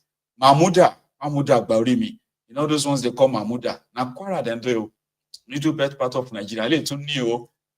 They are different from Fulani terrorists. So they are different from the Lakurawa. They are different from the Boko Haram or ISWAP and all that. So they are different too. These ones they are called Mamuhda Bauri Arai. You know what I mean? Like in their own, we are not sure of what they are fighting for yet. Okay? But I can tell you this for free. An operation or an attack that they carried out on a Kwara road, right, yesterday, and their victims, that modus operandi, that MO, right, it was given or still given Boko Haram. And they said they are Mamuhda.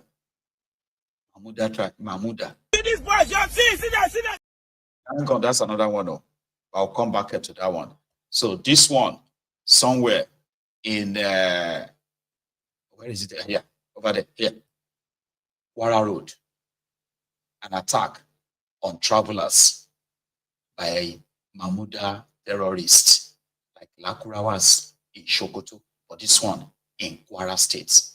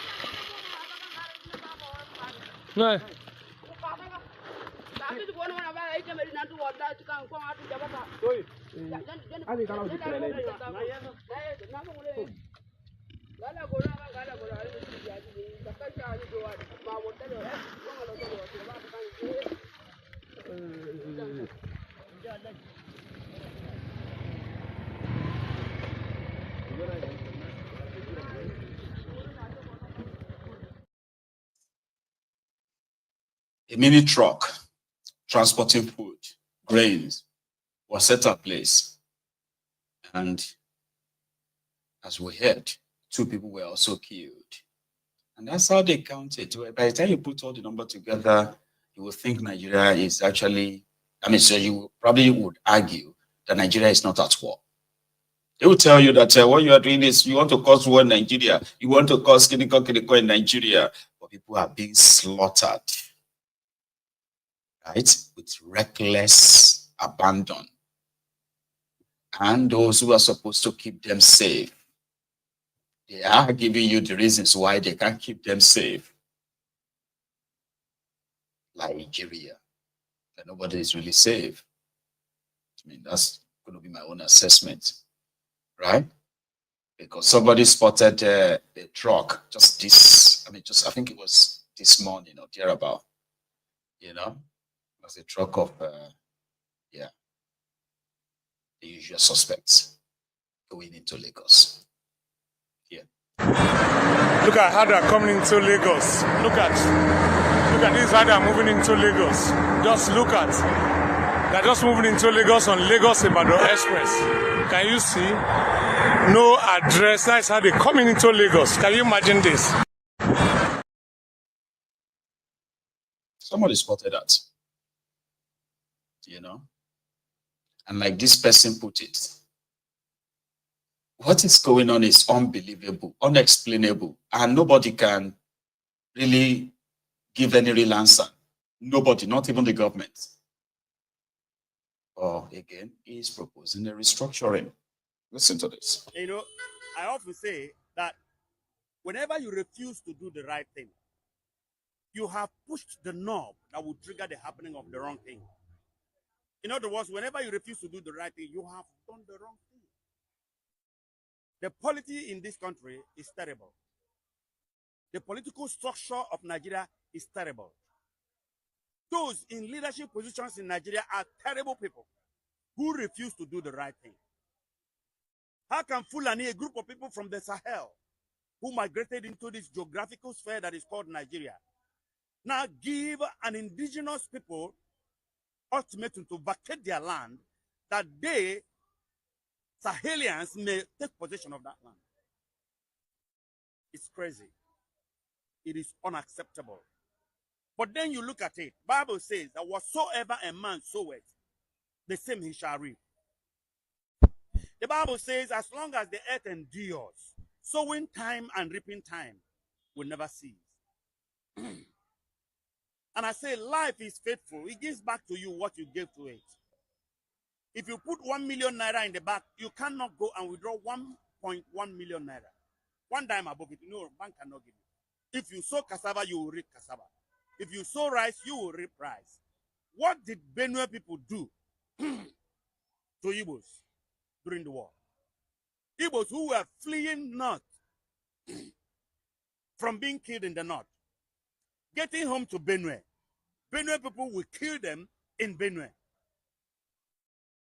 And so the blood of innocent Igbos massacred by Benue people has been speaking to God for vengeance against Benue people. And God is a God of vengeance. People think they can do something and get away with it. No. Once you do wickedness, Bible says, evil shall slay the wicked. Now, so if you do evil, one day, you have just put some money in the bank. One day you go back and take it. If you do evil, you have just sown something. A day is coming, you will reap it. My pain now is the 13 Igbo communities created into Benue. They should find a way and vacate there. Because hell is coming on Benue. Now, the killing there has been so much since Buhari, the Fulani, came into power. And has been desiring to fulfill the vision of Othman Danfodio, the Fulani father, which is Islamize and Fulanize. And that is the program that the Fulanis are still pushing to actualize every time in this country. Trying to make Nigeria a hub for the Fulanis. It is a pity that such thing is happening. It is a pity because no matter what, the Benue people are humans. You don't waste human blood like you're wasting the blood of animals. Because even those who are killing now will one day receive their own repercussion. That is the situation. And that's why I keep saying it. Nigeria will never prosper. Nigeria will never grow. It will never be well in Nigeria until the political structure is changed. How do you mean the political structure is changed? You mean removing APC for another party to take over? It's not about political party. It's about the political structure. We have to go back to regional government or practice true federalism. States control your resources. Pay percent to the federal purse for the maintenance of the federal structure. It has three options. One must be done. Through federalism, where states control their resources and pay percent to the federal purse for the maintenance of the federal structure. Or we go back to regional government where regions were controlling their life and what they have and they were just contributing to the center. Or we go back to who we were before Britain came here and amalgamated us in 1914. East was independent, South was West was independent, and North was independent. We break the nation. I have three republics. Republic of Biafra, Republic of Oduduwa, and Republic of Arewa. This is the solution. Because the way Nigeria is constituted, it is a no man's land. It is a no man's business. The Yoruba man gets there, it is not his business. The Hausa man gets there, it is not his business.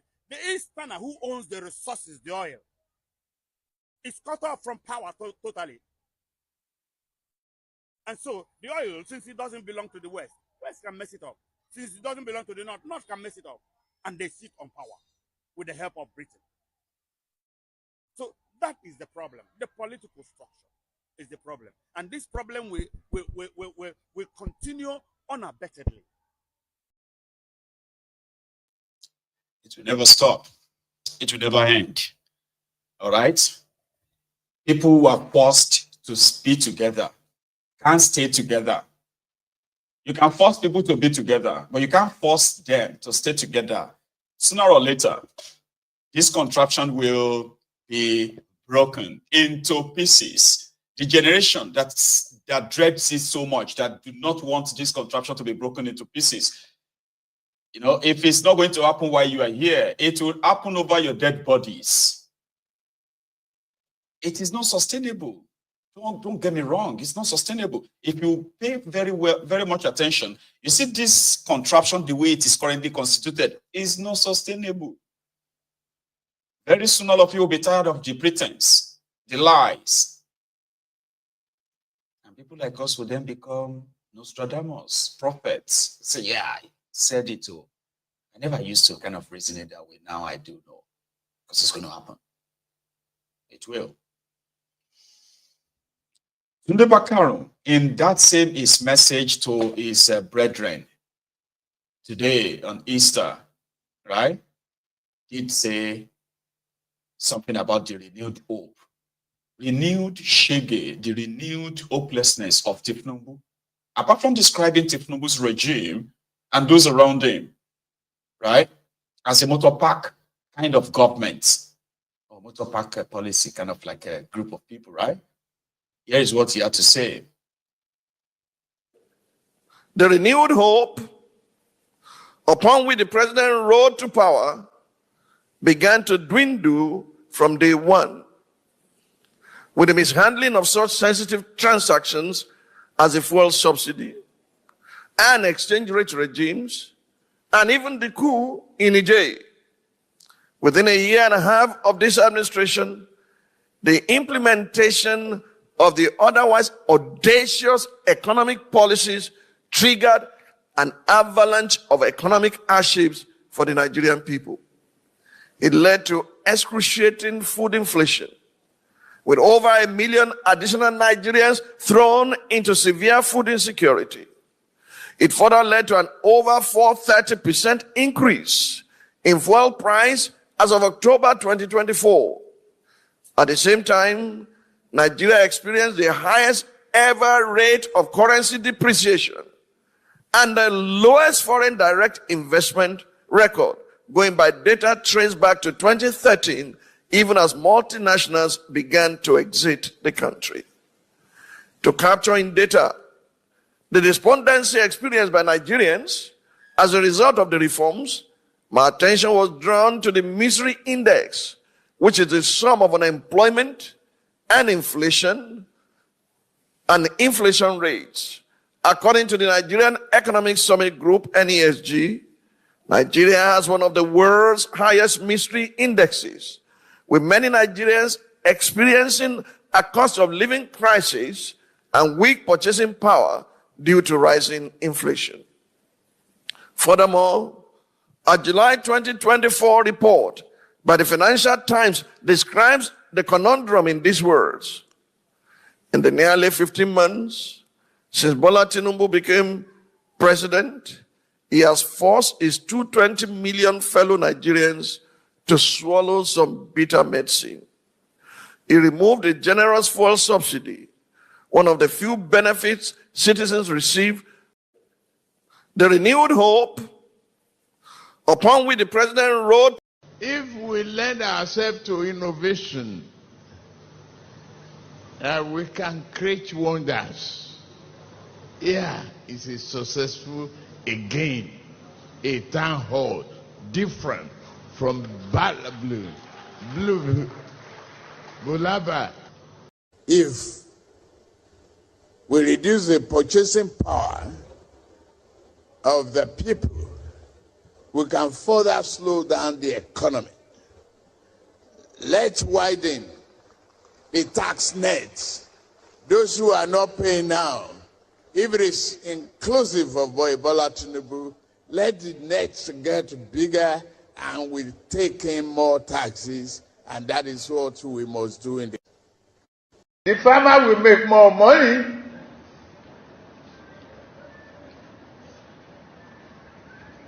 Your lunch will not be imported.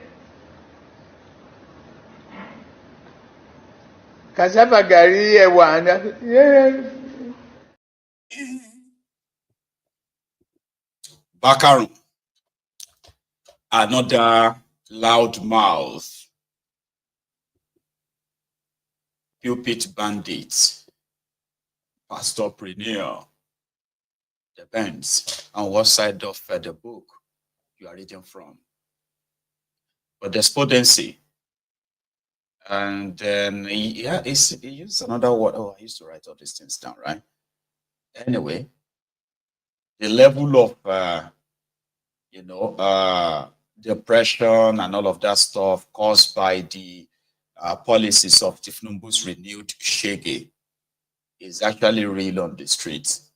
You may not probably link this to this ThisNubu stuff, but this one happened on the streets of the Port Harcourt. How do you describe the citizen of a country where this happens, or where it is happening? Somebody's car got bugged, right? Like got mugged, kind of. Is that the right word, right? Anyway, their car got robbed. okay, got broken into. And when they stole stuff from the car, another driver spotted them, right, and raised the alarm, telling all those pedestrians to go after these two. But it's actually how it all went, you know. That made me want to show you this. Watch this.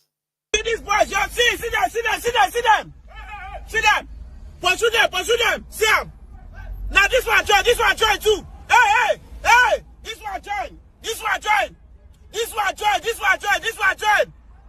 join, oh. Hey, this one join. Hey. That one join.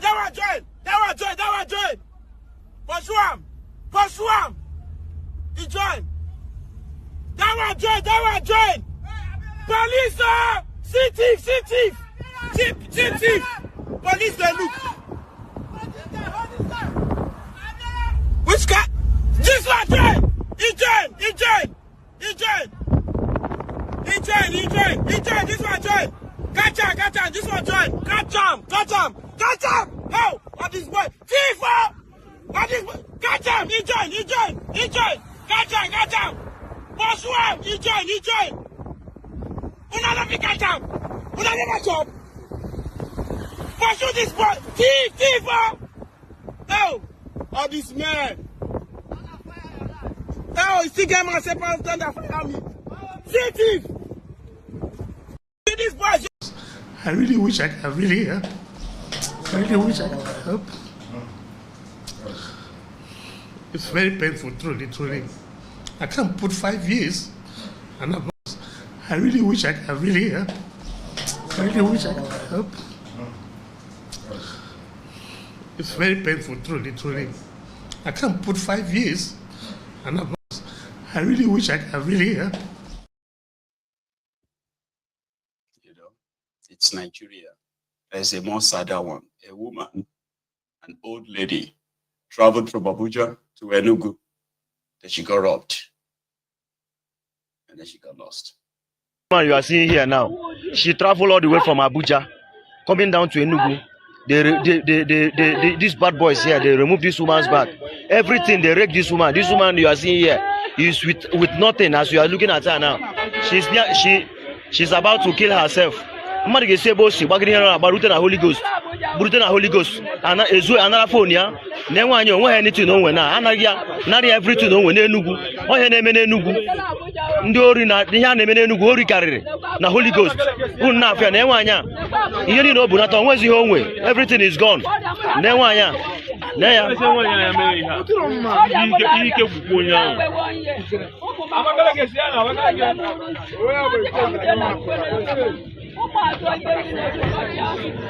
This talking.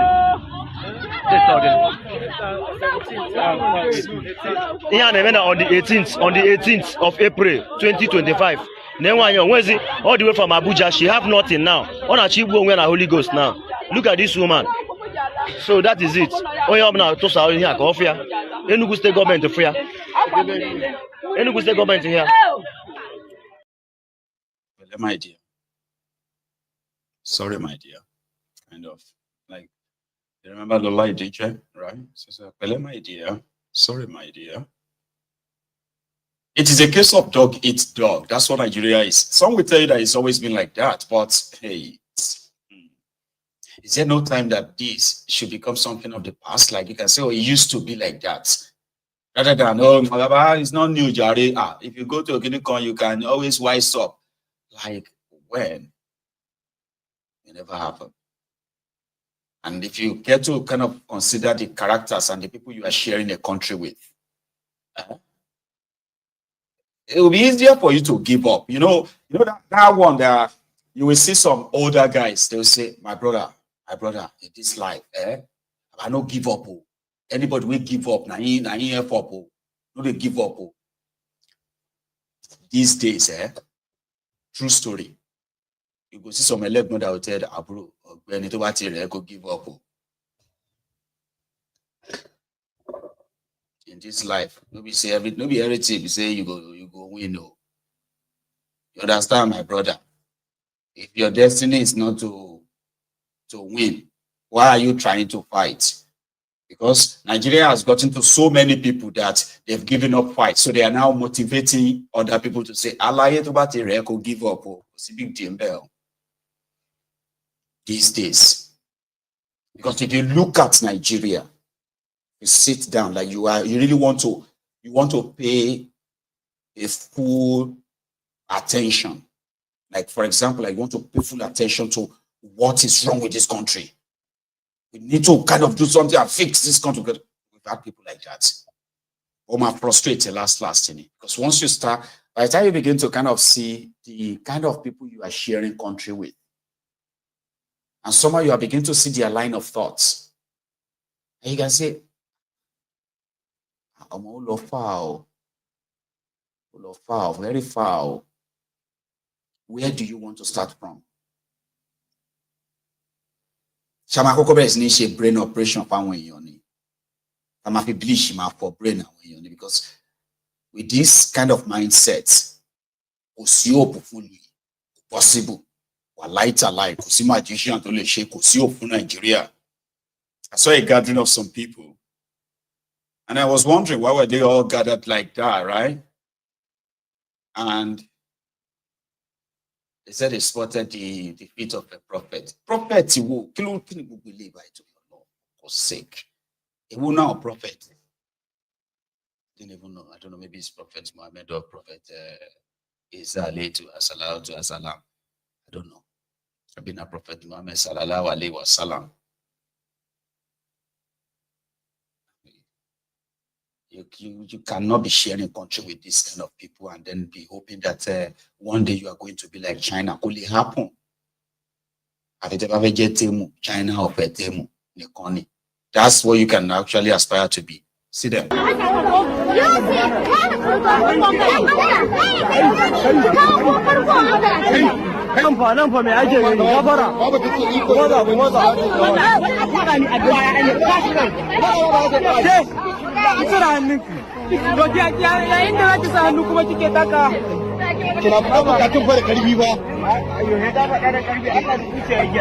Allahu Akbar.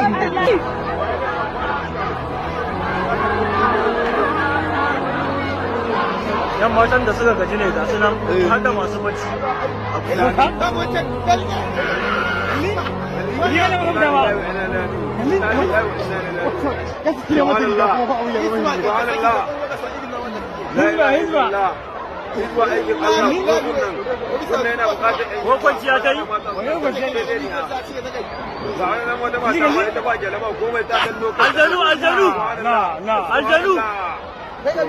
aljanu yawa ya tahi gatar to kafa karfi su daga ta sota dama karfi ne ga sarauta nan wai na kake wai tana gurin yawa ai ga zaba wai mun ruwa ga tanan ta tayi za su ƙara tashi yawa baje koma baje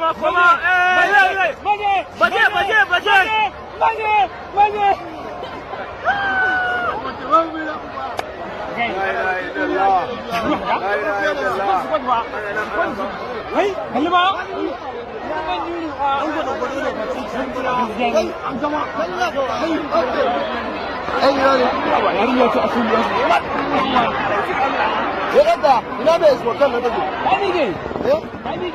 الا الله هي كلمه wancan mai zikirin bayi kuma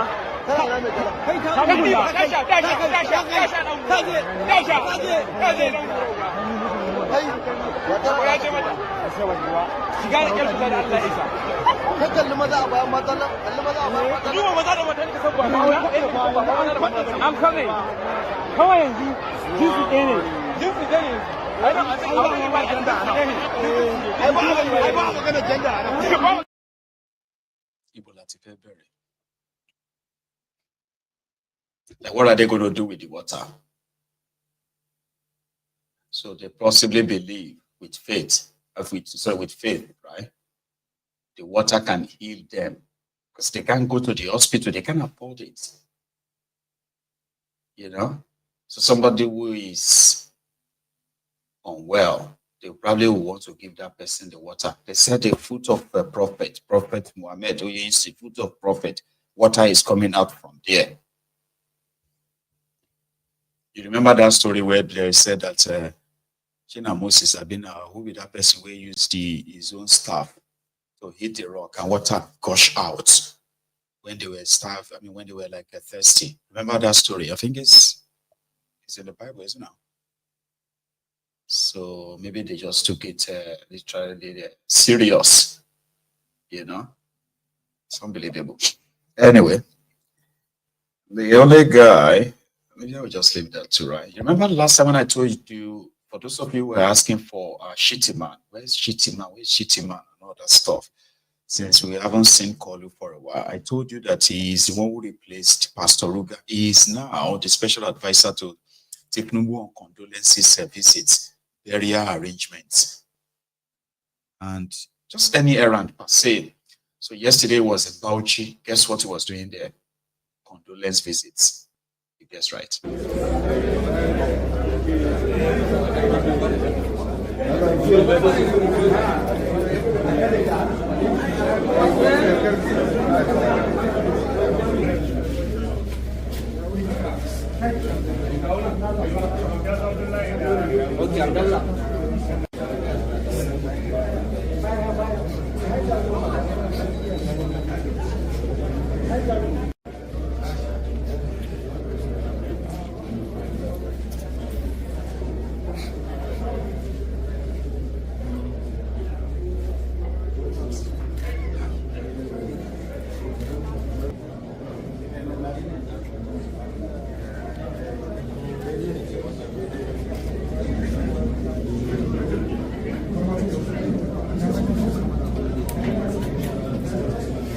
Professor Ahmed Ali Party, Chigarim Miso. I mean, they wanted to start prayer, so you don't need that, okay? So that was him there to visit the family of one imam in Bauchi. He died. The Shittyman was there, you know. So finally, there is a message, okay? Remember the interview of Fauleshe? Yeah, Babala the Fauleshe, that he was on the side of Very Wicked. He was talking about why PDP coalition can't work, especially if it's all about Atiku, if Atiku should, all that stuff. Anyway, he said more. So in Ekiti State, similar thing that is wrong with the PDP at their national level is the same in so many states, including Ekiti, where the supposed leaders of the party in Ekiti State were supposed to be working on how to get themselves back to power, with Fauleshe as one of their leaders. He's already committed the state to the APC, you know. But his brother, Isaac, has a message for his brother, Fauleshe. Watch. Wow, I watched my brother interview on Channels News, Channels Television Today, Politics Today. I watched my brother Ayodele Peter Ekoke Eborato Jollof Rice. My brother, I love you so much. But my brother, I want to cast your mind back. You said in your interview that Governor Yebanji is winning 2026 election. I think, my brother, I don't think so. Average Ekiti people, they don't want the guy anymore. And remember, my brother, the last two elections in Ekiti, 2018, you supported Eleka lost. He went back to his village in Ikere. 2022, you supported Bisi Kolawole. Bisi Kolawole lost woefully. He came distant third. He was sent back to F1. Now, 2026, you are supporting Governor Abiodun Oyebanji, and I can assure you too, under free, fair, and credible election, Oyebanji too will be making his way back to Ikogosi.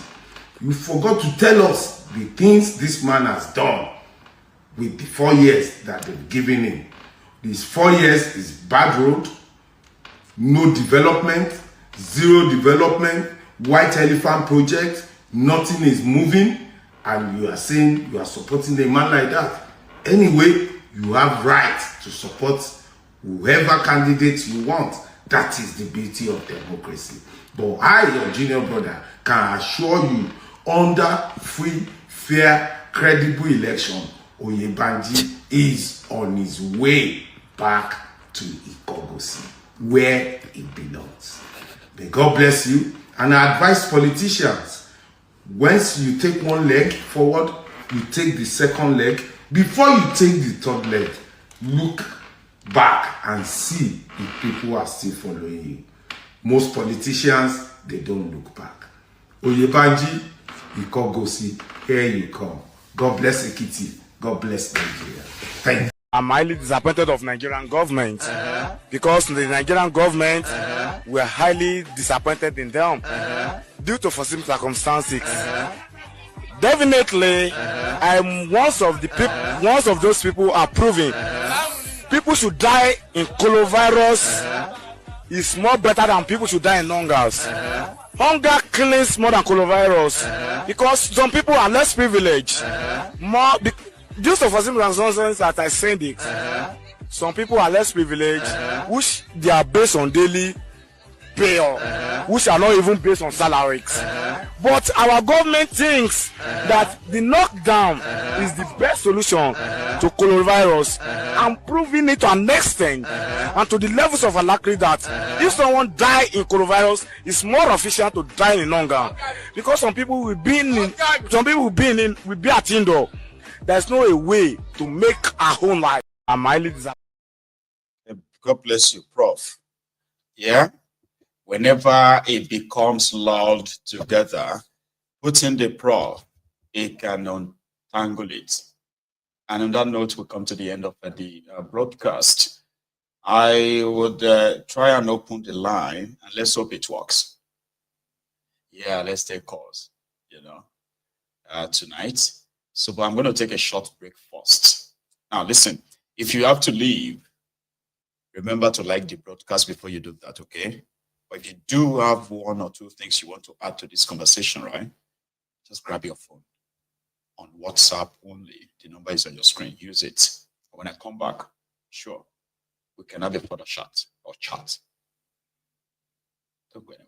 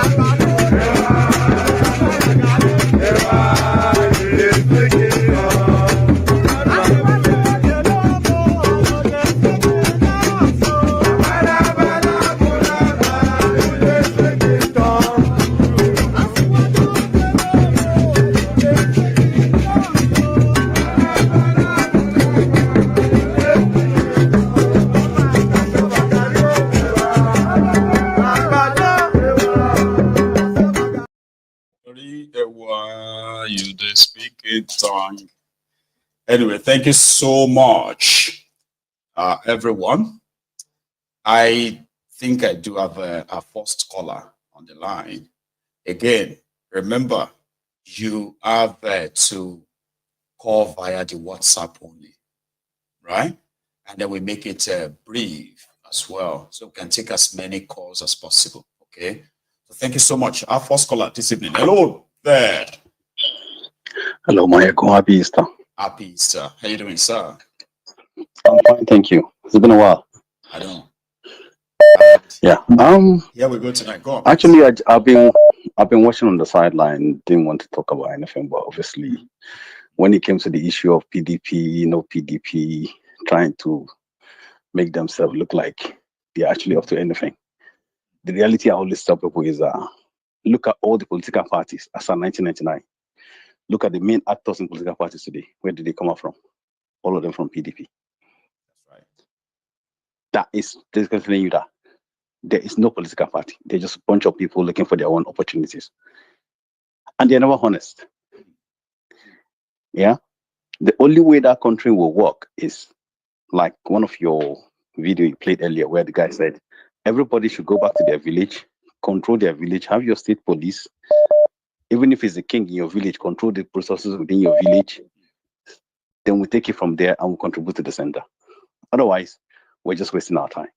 It's just a matter of time before something catastrophic happens. And the catastrophe will happen in 2027 or 2031.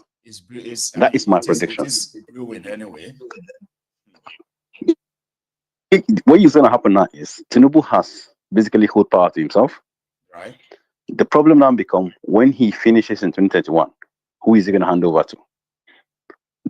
The North are basically doing what they did to Jonathan during Tinubu time.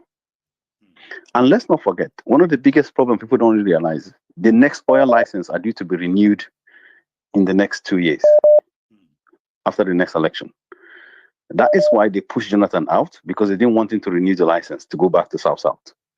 They're trying the same thing with Tinubu, and Tinubu understands the game.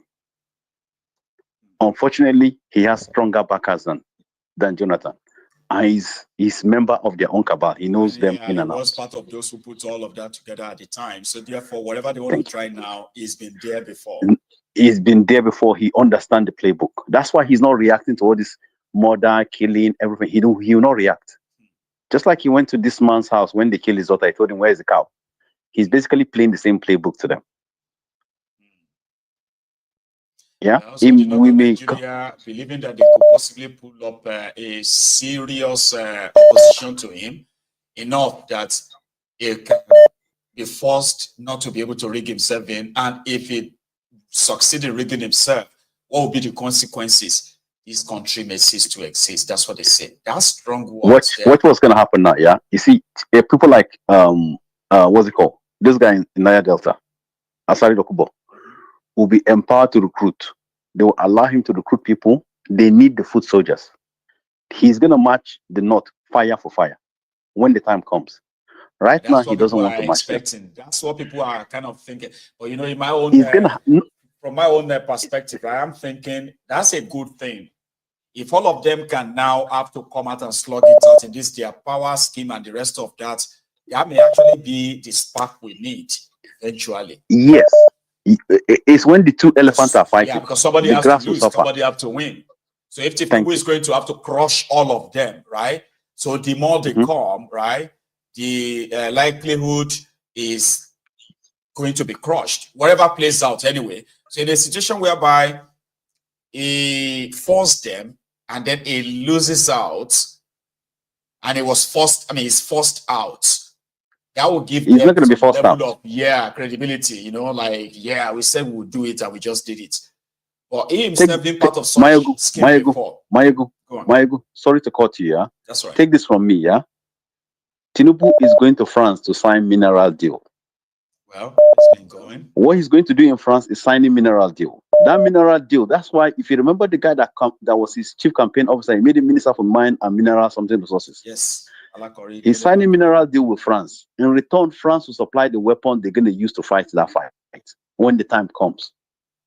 France is in control of all the military. When the time comes, they will empower them.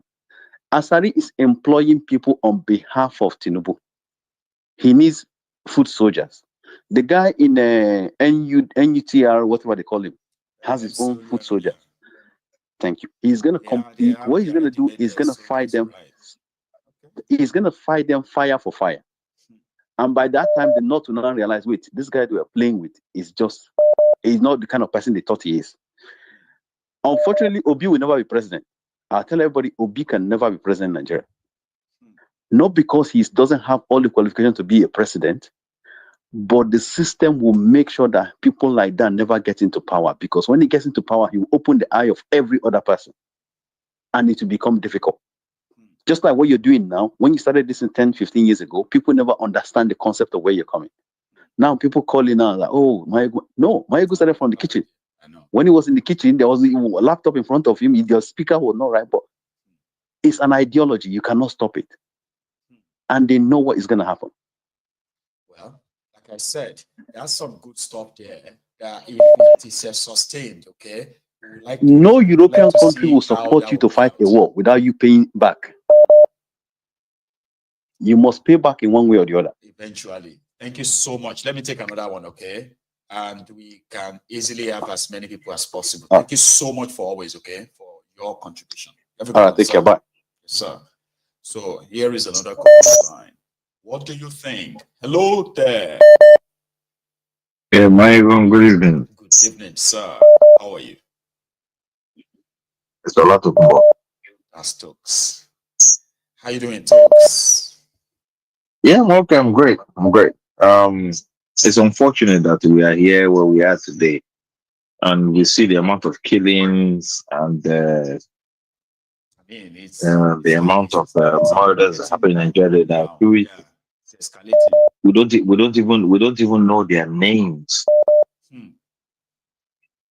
It's shocking, Mayego.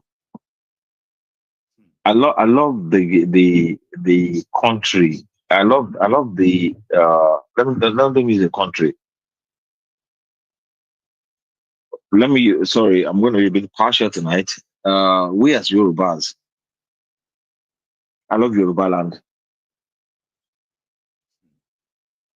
And what we represent is massive, and we don't even know it. Even as the people say, oh, Tinubu is the best Yoruba man, I said, no, he's not the best Yoruba person to rule the country. How do you sit in France and the people of your country are being slaughtered every day?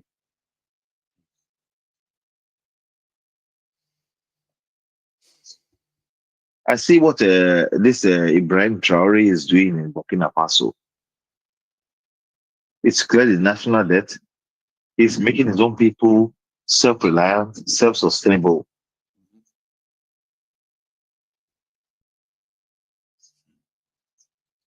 What you're doing for the Yoruba nation is deep, and people don't understand it. You are how would I put it? How would I be? You're not a messiah. I don't use the word messiah, but you are somebody who is deep into this and who wants the best for Africa. This for everyone. Talks. Mazi Nnamdi Kanu is the biggest mistake Tinubu has made. And I told a friend of mine, I said, Mazi Nnamdi Kanu should have been released on the day of inauguration. Instead of saying subsidy is gone, you should have told the congregation that, Mazi Nnamdi Kanu will be exonerated, sent back to Kenya or to the UK, and that man should be free.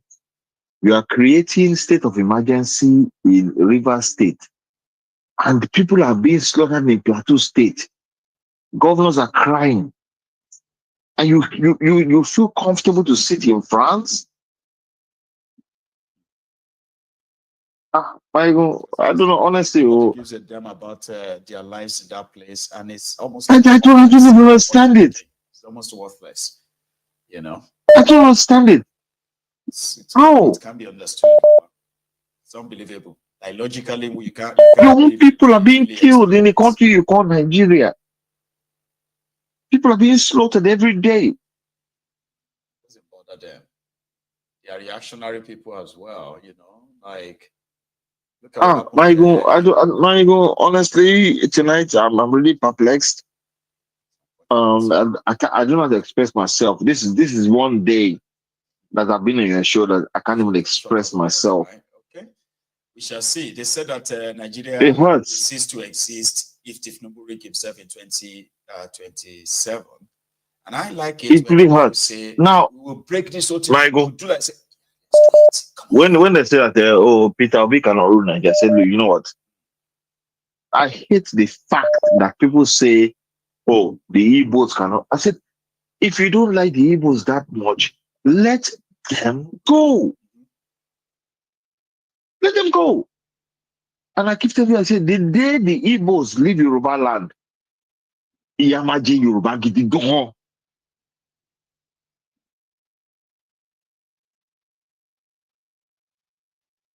Because Yorubas cannot look. We'll be so merged with the Igbos, not the Hausas or the Fulanis in the north. We've got the land to produce food and everything. Anyway, folks, thank you very much. Let me take another one, Baba. There you go. Right? Thank you. The rest of your evening, Baba. Okay. So I believe there are many of you also have something to say. If somebody says something you disagree with, all right, that's the beauty of it. Pick up the phone and call in respectfully. Tell them you disagree. I disagree with that. Here is why. Here is another caller. Hello there. Hello, Mayagu. Hello, sir. How are you? It's George. I'm calling from Cambodia. Hey, George. How are you doing today? I'm good. I'm happy to connect. Yeah, it's probably like about 3 a.m. right now. What time is it? No, it's 4:30 a.m. 4:30 a.m. Jojo. Yeah. Thank you so much. Okay. Glad that I connected you, right? Please. Yeah. Happy Easter to you and everybody that. I know. Happy Easter to you too. Thank you. Yeah. I want to say something about the situation. I mean, I've been following, and it's terrible that Nigeria is doing this way. I mean, every day we watch your program and some other news line, and nothing changes. The truth is that nothing will change. I feel just like it's too late for the Hausas to fight the Fulanis back. I mean, it's already too late for the Hausas to fight back. It's like Nigeria is doing. I mean, if you look at the situation, I mean, how Lebanon became fought to this situation, how Turkey became an Islamic nation and all that, and so many nations. You will see that Nigeria is doing that line. We are doing that line, and eventually, I don't know what will happen, because if the Fulanis has emasculated the Hausas, and there is, I mean, it's difficult to find any household. Trying to emasculate others as well, forcing us to negotiate, giving us conditions for peace. Like murderers are giving us conditions for peace. Where's the government? Yeah, Nigeria is very complicated, and there is little we can do about these things. You look at the way our Igbos and Yorubas are kind of, I mean, some people are finding this hate between these two tribes. And you see intermarriages going on every day. Intermarriages going on between these tribes. It's complicated. Nigeria, I mean, it's going to be the more. Just look at Igbos and Yorubas are the major tribe living the country. I mean, if you don't like the situation, you move to any country you want, and you'll be sending dollars. They want the forest. They want you to live, and you'll be sending the forest. I mean, diaspora people sending forest dollars. Diaspora, but they can continue to run the place. Yeah, you send money. They're happy to receive the forest into Nigeria. And then they will be moving. The more you move, they take over the lands, the provinces, and all that. And they are moving and they are settling. It's difficult for Nigeria to get back. I mean, if Tinubu is the president of Nigeria and Yorubas are being killed and forests taking over in Ondo and all that area, and Tinubu is keeping quiet, it means that there is a little. So tomorrow now we'll say, oh, if he was a Yoruba man, he would never allow that to happen to his people. But look at us. Yeah, I mean, the same thing will happen to P2B. Should P2B be what do you expect from P2B? P2B will even try to. P2B, I know, will even try to show Nigeria that he's a good man, that Igbos are good, that I mean, he can do all this. I mean, this and that. Yeah, he will try to show that Igbo can be trusted, and he will mess the whole thing up. And when he leaves the office, the whole thing will continue. We underestimated the Fulanis. The Fulanis are one tribe we don't understand in Nigeria. These people are willing to die. If you kill them, they are happy to die. And if they kill you, that, their descendants will actually continue from wherever they stop. All they have to do is to make sure somebody tells them the story. Somebody tells them about the hatred. Like they have to continue with it. It's the only way they will survive. Fulani is fighting to control Nigeria. I mean, they want to control Nigeria. They have seen the next 500 years what Nigeria will be like. They want a 500. I mean, they want a 200 years time that Fulani will dominate everywhere, every local government in Nigeria. That is what they are doing now. They believe that they can be killing. Yeah, they believe that it is possible. Because when they look back, 200 years ago, right? 200 years ago, Danfodio was making efforts to come and take over the part of Nigeria of today. Then, right? 200 years ago. So you tell me what it's going to be like in 500 years' time. Look at how much they have gained. Look at how much ground they have gained historically. So if all of us don't rise up right now to understand this, right? That those who are supposed to protect us are there to mortgage us. 500 years. They don't care. They are moving the money and moving their families from the country. They don't care about us. Nobody cares. They don't really. I mean, if you see the way we are wired, the Igbos, Yorubas, and most of us in the South, we are wired to. I mean, see, at this 2025, some people believe that when they die, they will just go to heaven and they will appear in a beautiful place, and they will know that they have been on earth. They will be looking for their. How do you explain to people who were raised with that kind of mindset? It's wrong. To kill I mean, that is the thing. You are fighting for you are fighting for heaven. Fulani is fighting for earth, for Nigerian space. These people are just busy fighting every part of Africa, looking. I mean, they are trying to control every part of Africa where they can control. Ghana just started and renewed their campaign against them right now. Ghana, they don't now, they are now saying that every cow seen must be killed and be shared to the residents. Fulani cows. Yeah. Ghana. They are back too. I want to round up that in the next 50 years, if this thing continues, I mean, because even if Tinubu should do another term and after 2021, after 2031, Tinubu might hand over to he will hand over to maybe any somebody from Northeast. He might try to play the Fulanese and hand power to maybe a Northern Christian. That is if he can. I don't know, but power will go back to North. Then what happens? So all of us will now blame that person from the North that we are not safe. Yeah. Abi? And then we are not safe. Instead of you to come and protect, just like those from the North. Are now calling exactly. Then when the Yorubas try to protest again about their Oduduwa, they will tell them, why are you not protesting? Why are you not protesting during why are you protesting now? Yep. Yeah, those mentality. So it's really a problem for everybody. I have said it before. The last time I called, I told you the only thing that will change is division by force. Yep. Nobody will free Nigerians. Nobody will. I mean, you can never be begging your oppressor to free you. No. Only by force, because you are being held by force. When you raise up your flag, they shoot. You protest, they shoot. Whatever you do, they shoot. Only by force, Nigeria can disintegrate. Without that, we will continue this trend until the next 70 years, and then you will see mixed tribes, people born Yoruba, Igbo, Fulani, Hausa, Middle Belt. They are mixed with both parents, and then telling you, let's come together. Yes, Ishekiri, Fulani, Yoruba, Ibibio, and all of that, everybody don't mix up. Exactly, that's the situation. And then you'll be hearing, let's come together and talk about Nigeria. Come together under one useless spirit or what? Come together under way and talk about Nigeria. It's finished. George. Thank you. Thank you. Thank you so much. I appreciate your contribution as well. Okay. God bless you, Baba. Stay safe. All right. Here is we have another caller. Hello. Hello, my good Baba. Hello, sir. Baba. How are you? How are you, Baba? Fantastic. So here well done. Well done, Baba. Thank you. Well, nothing much. Same old. You know, here we are. Okay. They are giving us the quit notice. 2027. Nigeria will cease if ThisDay rig election, so me say no they pray now, so me ThisDay rig the election self, so that you know. But forget that, yeah, all those guys are just noise makers. We are there talking about not. What not are you talking about? Is it the same not that people are being killed left and right? Yeah? Like what Is are it they the going same? to do? What can they really do? What can they really do?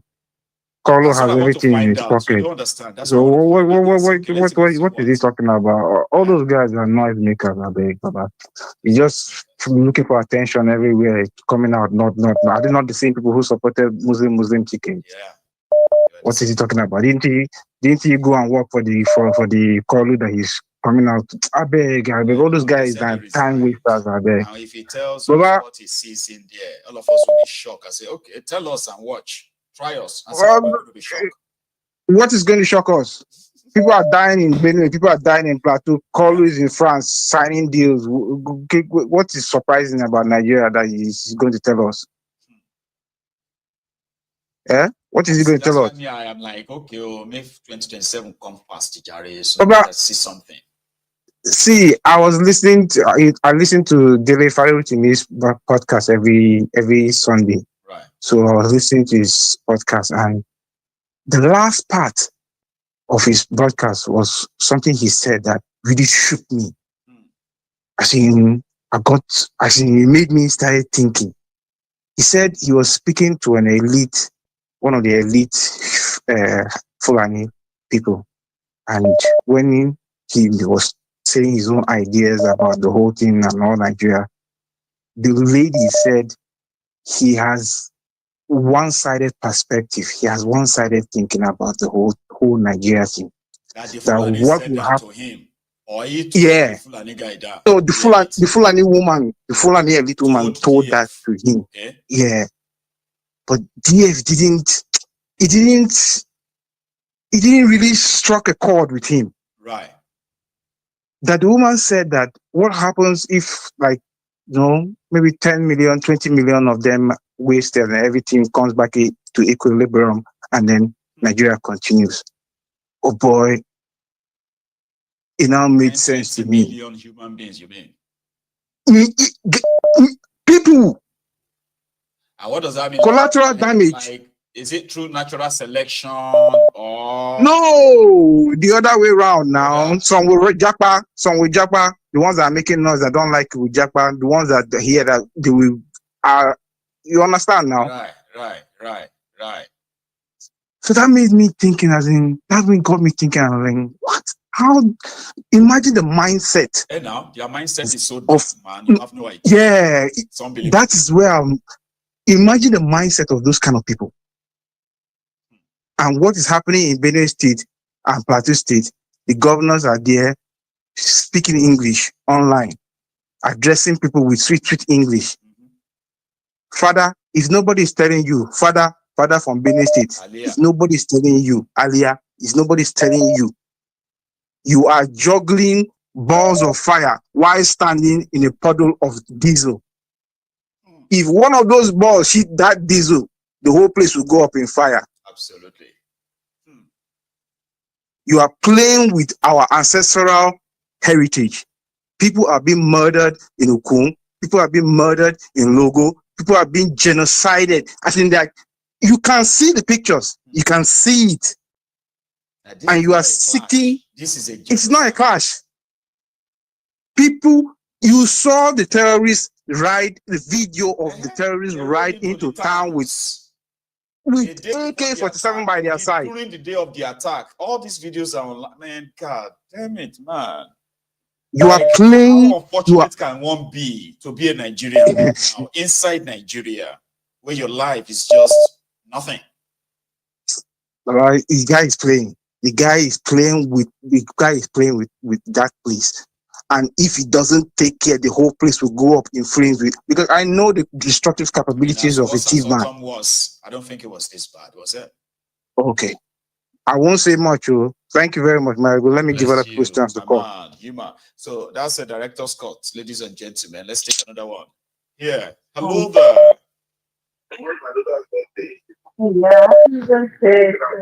Hello, can you hear me?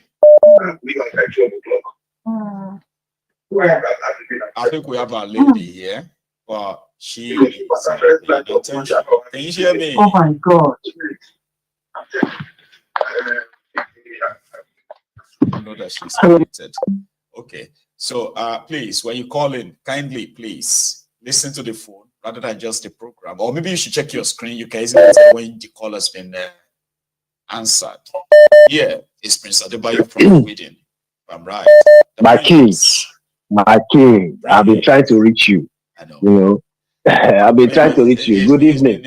Up and on. You know, I've been trying to use the fact that whenever we're not that busy, right? I use that to finish. Yeah. Last few days I've been trying to avoid Baba. So like up and I understand. I thought as more. I thought that you were not feeling too strong. Not that great, no. Baba. So I just had to You know, sorry. Like, okay, you know what? Oh, we're not plenty. We're just about 1,200. Yeah. But tonight so I had to open the line. You need it. Yeah. Yes, Baba. You know, Nigeria is just like a gift that keeps giving. You know, is a crime scene. But for what I observe, I'm just observing, you know that the last president was from the north. Mm-hmm. You know, and before he became president, he was saying that Jonathan was allowing Boko Haram to finish his people. That's right. And then he became president. Mm-hmm.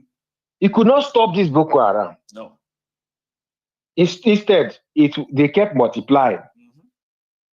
And he was for the president who, instead, what we saw was when the other parts of the country, they open mouth, they say there's too much Fulani everywhere. He used his military, they go and start buying people there. That is the man that instigated all those things. Now, we have a president from the West. He too cannot stop people from buying in his own West. But from my own conclusion, because we cannot help that Buhari got from America. From my own conclusion, Nigeria is just a CIA project. That is what I believe. That country is a CIA project. No president can touch. Yes, should be happening. Yes, kind of. Yes, it's a CIA project because they need the resources. That's what that man said. The other man said, like, how difficult it is to actually really defend your people. So you get people see that you're actually like defending your people. But in the case of Nigeria, people have been left on their own, including soldiers. So their own life is even worthless too. The whole country is a CIA project. Period. Because Tinubu, everybody saw that Tinubu could not win the last election. How did he come out? How did he become president? They changed Naira. They did everything. But the people behind this space, this geographical entity, wanted somebody that were. Haven't you noticed that no governor can protect the state? No governor. Every time they just be complaining, we said this. The time when David Umahi was in charge of Boris State, we say, okay, we settle them, Nothing. They don't have power. All of them are just useless set of people. The president too is a useless position. They only enter there, they just give them whoever is doing all these crimes everywhere. Just tell them, look, enter there, eat as much as you want, no problem. But you see all these operations we have operations in different states, all the states in the country. They have these people, this entity that has a project in Nigeria has it in every state. And the agreement is we make you president, but don't stop the operation. After Buhari enter, he cannot protect his people. Tinubu enter, he cannot protect his people. And he's there making. He's not going to protect the people. Have you ever seen because he couldn't protect the people? Jonathan was the one that even wanted to do something. They stopped him in South Africa. You see, so they removed, and that's why he didn't do second term. He wanted to stop the project. The project was they are going to chase people from their land. Take it. Look at South Africa today. There's a part called Orania, where black person should not enter. Yeah, now to go there, you carry pass. We don't know what. Yes. Except if you are going to domestic staff. Yes. Yes, and look at the rhetoric that Trump is giving. That if they chastise them, they should come to America. That is, he wants to protect.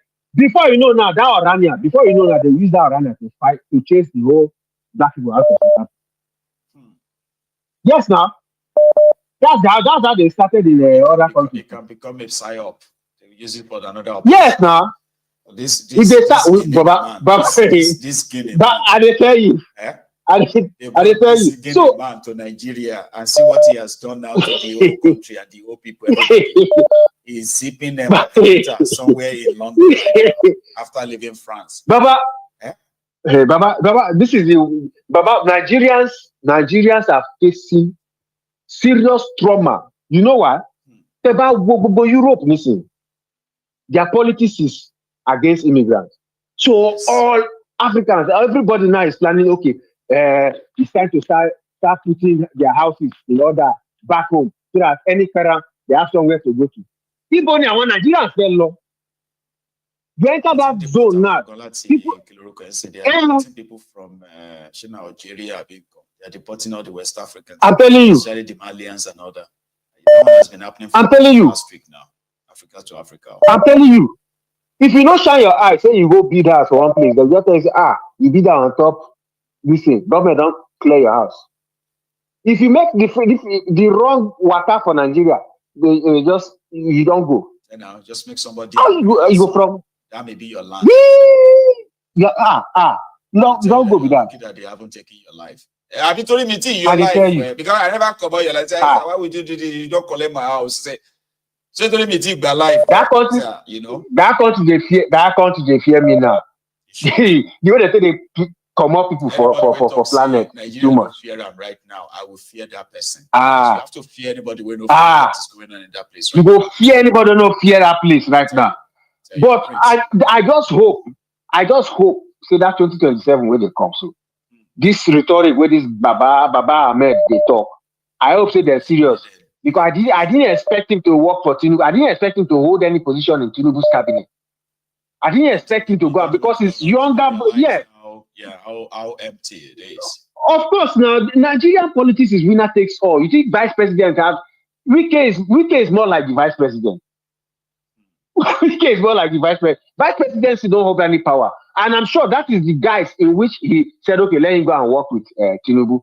But before Baba Ahmed will be talking like that, you know that the vice president is also complaining. They also have a problem with they have cried together in their privates. Yeah, in their private. What kind of a thing is this? This is not right. Say, no, exactly. Exactly. We'll go and talk again. Exactly. This state, they have bugged the whole place. Because let's go outside there and talk. Imagine, yes, because they have control the security. Thiefnubu will control everything. He will control the security. Like now, Tinubu play all of them. Now he play, and the thing that they didn't expect. They thought Tinubu will start doing what he wants to do in second term. So he will still give them some. Tinubu started what he wants to do in first term because Tinubu himself was wise that maybe these people will brilliant for second term. And now they play out. So he just went straight Baba, Prince. Let me let other people talk. Thank you very much. Okay. You have a very wonderful evening, Baba. Have a good one. You too, Baba. So thank you so much, all my callers, viewers. Sharers, commenters, and the rest of us like that. Okay, please. We were over 2,000 of us earlier, especially on YouTube, by the way. So if you haven't really liked the broadcast, please do like the broadcast because we are going to be rounding it up in another 15 minutes. So please like the broadcast, subscribe to my channel if you haven't done any of that. But if you have, don't worry, just sit back, all right? Keep enjoying the chat, or better still pick up the phone and add your own contribution.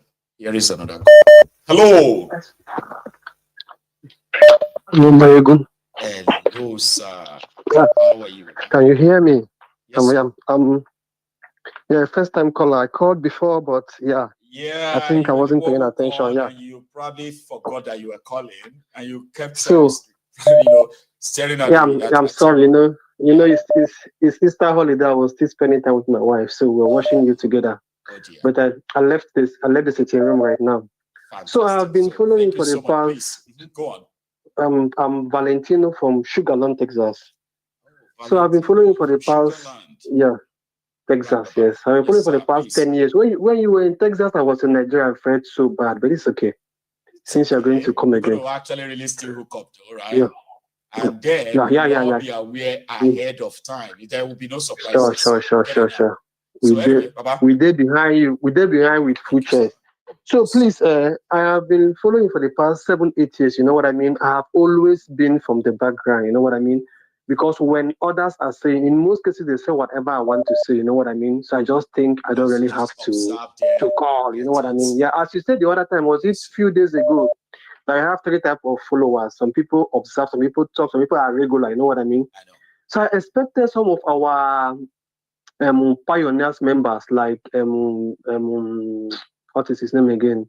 The musician, the Janjaweed, the guy that sang the Janjaweed song. What is his name again? That's right. Shittyman, yes. Or Lisa. I'm sorry, I'm going to draw you back. Osita, sorry. And others like that. Thank you. Yes. I expected to reply this message, but they did not. Somebody replied it. I'm sorry, it's gonna be like a month message ago, right? I just recall it has been hanging on my head. You know what I mean? I'm sorry, though. I'm drawing you guys back. You know, that's one thing about us, right? The fact that you know, a topic is being discussed and you want to contribute to that, and unfortunately time was out, you couldn't, doesn't mean that you still can't speak on it. Right? So please. Thank you. So I will take like 2 minutes at most, right? I just want to reply that that woman that called from US, that one Nigerianista that called from US. You also said that she's a regular listener, right? I want to reply that. I think it was like 3 weeks ago, right? Okay. She said she was asking you, I want to refresh you a little bit. She was asking you, it seems like your program is all about against one Nigeria. You told her no, but you have people from every corner. You know what I mean? Do you remember her? Yeah, she lives in US. I've got mixed audience. I've got here. Yes, Thank you. I've got those who are like, let's break it up. I remember now. God bless you. God bless you, Baba. You know, I'm just, you say she's a regular listener. Mayogun, if I did not listen to you, Mayogun, if I miss any of your program, I will make sure I listen at my own free time. So even if you don't listen to this, I want her to listen. I want her to listen at her own time. Just want to ask her some few questions. She said, the Biafrans, right? That she doesn't think we are doing the right thing. So I asked her, what template has Nigeria used since Nigeria started working? This is question 1. Then number 2, who told her division is not good? You cannot be basing on something without trying it. Maybe if you did not come to UK, right? Yep. You wouldn't have known the way UK is today. If I did not come to Texas, thank you. Others. Experience is different. Then if she needs to know if the Biafra or the Dudu where we work, right? Then she should read the roadmap and she will know. You know what I mean? There is no way, because some of these people are people that are trying to get information that they will use against us tomorrow. So if something she's interested in, I'm very sure she know where to get the information. You know what I mean? Then there's one other thing she said, that you should look for a way and the stop making it sound as if it's always for those that are against one Nigerianista, right? Yes. So she don't need to tell us what to do at this mark. I'm sorry, I'm not trying to control your program. She don't need to tell you what to do. You are expressing your personal, views, right? And at the same time, everybody has their own right to it. And I love the way you are going about it. Okay. So please let her enjoy her one Nigerianista. They tell her I'm telling her this. And Mayogun, just mark this. Valentino Nero from Sugarland. If thiefnubu should become the president again in 2027, Mayogun, mark this. After him, we will not have 2 more general elections, and that contraction will be gone. Just mark it. Today is Easter. You know what I mean? The worst that contraction can last will be 3 more general elections. That is the most. You know what I mean? Even though Jesus Christ died, God died. Even if I'd be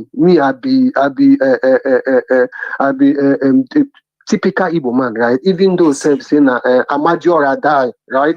That contraction will not last till the the third general election. Thank you. Thank you, brother. That is what I want to say. Yeah. Is simply because somehow, those who are benefiting from it right now thinks that they are on top of the world. The table will turn, right? And the way they are already pushing themselves, we'll see how long it's going to last. Baba? Thank you, brother. Thank you. I really love your dinner. One love, brother. Okay. Yeah, same okay. Here, Thank you, brother. Thank you so much. Okay. Stay safe and then take it easy, sir. Okay. Okay. Thank you. Brilliant. Here, I have another caller, and this person may be my last caller for this evening because of our time. All right. But who knows if he, if he goes fast, we can squeeze in another one. Just another one. Right? So here is one name. Osita. One name the number. Everything that has to do with brother, I find it in you, my brother. Bless you. Osita. Yeah. God bless. People have been asking of you, though, right? Yeah, I listen at the background. But yep. It's good to hear from you again. And happy Easter to you too. We should do the same, bro. Yes, you, sir. No disrespect, The first caller today, when he was talking, I was listening and I was just wondering that how did we get to this particular point where we are? That we will use evil to substitute evil. Walk. When we talk about the Fulanis, it is not as if all Fulanis are bad. There are some of them that are good. Of course. And we are not talking from the position of hate. We are talking from the position of truth, not even facts. We talk so that the ones that are good will understand can join that us and cut off the bad one. Unfortunately, that's also very rare. Except for those who are very pretentious and all of that. I'm talking about Fulanis who are pretentious. Others are gaslighting us. Have you not noticed, Sita? Yeah, so that carrying guns. Yeah, right? that is they are what blackmailing us, gaslighting us. That is what we are preaching. But when we are now talking from the position of hate, we misunderstand what is going on entirely.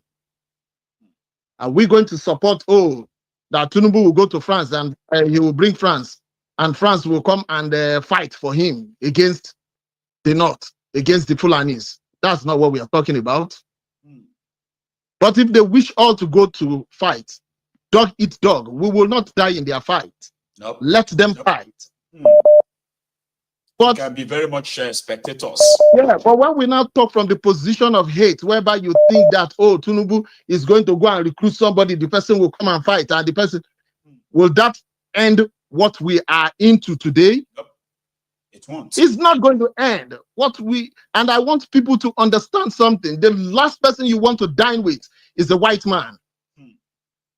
The devil that you are seeing in this world today, they are the white men. I'm not lying, because what they know is all about interest. If you think Tinubu can go and bargain with French, don't you think that these people too can go and bargain with Chinese, bargain with Russia, bargain with anybody they want to bargain with? And at the end of the day, when two elephants fight, what happens? It is the grass that suffers. It is the people that still suffers. So when you want to fight this fight, let this fight come from the positive point of view. Then you will know exactly where you are going to. That's why I advise people to see it as systemic. When you talk about system comprises of a lot of stuff, okay? Including those ones who you never see their faces on the poster to be voted for. Now, when the system is completely changed, right, it wipe off all these degenerates and all of that. But if you allow them to make it we versus them, you find yourself on the side of your oppressors, because it's we versus them, tribe versus this and that. I think I get you, Sita. Continue. Yeah. What has been the difference when Buhari was president and when Tinubu is president? I need people to answer that question. The killings has doubled. The hunger and starvation in the land has increased. That's right. The education has been totally destroyed. Bastardized with lies. So what is the difference? Are we supposed to be fighting Tinubu? If Tinubu was doing well, ordinarily people will fight for him. Even as 2 days ago, there is in Burkina Faso, there is another coup in Burkina Faso. Attempt on the life of Traore. Do you know the reason that guy is escaping all those attempts? 26-1. Because of the people. Because the people are behind him. Because he's doing the right thing. And the people are behind him. If people don't know, if the population of Burkina Faso is up to 15 million, trust me, 15 million people are his security. That is something that people don't know. But if I go to Nigeria, I don't care what happens in Bodilon. Because of what? The guy in Bodilon is a criminal. He's not helping me. He hates me just the way those people you thought in the north, they hate me. That's equally the way he hates me. And his own hate is even worse. So that is the reason I tell people that you thinking that, oh, he will go, he's signing pact. That pact that he's going to sign is not really going to work because it's not working the way it is working before. If you're thinking that he's signing that pact now, he has already signed that pact already. Since. But the way to make that thing work for him and work for him and for them is not working out because of the Sahel states that caused the whole problem. Chad on the other side, they caused the problem. They can't lift anything yet. So this is where we are. The problem is that so you strongly believe that France is not going to save thiefnubu if the whole house comes burning. You know, I tell you the gospel truth. Let me tell you why I said that. Right. The gospel truth there. The Russians are out there to destroy France, especially. They are out there. Everything that is happening to France right now in Africa, the Russians are the one that is behind it. Yeah, what about the local militants that he also pointed out? Because, you know, it's not just France he pointed out. He also mentioned the Oluwero of this world. Where are you going to get? Where are you going to get it? Where are you going to get the supply from? They will make guns in Nigeria. We don't even make bullets. How much more guns? So where are they going to get it from? Where are they going to get the supply from? Like in a war kind of level, you mean? Because they all have weapons, though. Yes. So if a war, the mass one whereby it's like preparing for war. The way we see in the videos of these terrorists with these massive ammunitions and all that, right? Is that what you mean? Yeah. Look, let's be frank and candid. If there's going to be a war in Nigeria, that is not the kind of war that is coming in Nigeria. What we will have in Nigeria is civil disturbance, civil unrest. That is what you're going to see that is war in Nigeria. But if you think it's that one that, oh, the Northerners will face the Southerners, that war is not going to happen. Because yes, because the people that are going to fight that war are being marginalized. So that war is not going to happen. Nobody is ready to pick up arms because of Tinubu. Nobody's going to do that. No. All these things that people are just saying is not like this. No. It's just mercy or mere wishes that you wish that that they will come. Asari Dokubo. Who is Asari Dokubo? Are they trained? Have they faced any? Have they really faced any war? They've not faced any war. What they are doing is ambush. People don't understand the meaning of war.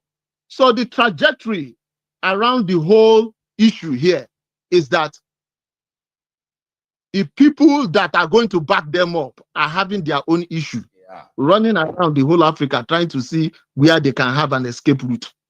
Well, at the same time, Osita, just before you go as well, okay, just for the sake of this chart, we shouldn't automatically downplay the role of mercenaries and all of that stuff if things should go south. We might be thinking to the extreme. This conversation may be like something that should be happening when everywhere is going up in smoke. It may be too early. That's what I mean. Like it may be too early for us to know. Yeah, you get it. Because they have French forces in Nigeria now. Disguised. But my brother, listen, let's reason very well here now. Together. You see, when those things happen, it's not going to be different from what has happened in other African countries. Destabilize the people, take their mineral resources. Okay. They don't care about you. No. And moreover, they can even you that think you are an ally with them, they can substitute you, and that's your own enemy. They will have install him as long as they access to. I get you. Okay, now look at the case of Afghanistan. The way they talked about Taliban. Who is the government in Afghanistan right now? Is it not the Taliban? Other things don't just happen. You are talking about Afghanistan, right? What about Syria? Yeah. What about Syria? I never thought that they will come down. The person they wanted by America would not become somebody celebrated by American media. I need people to understand something, that those things don't just happen.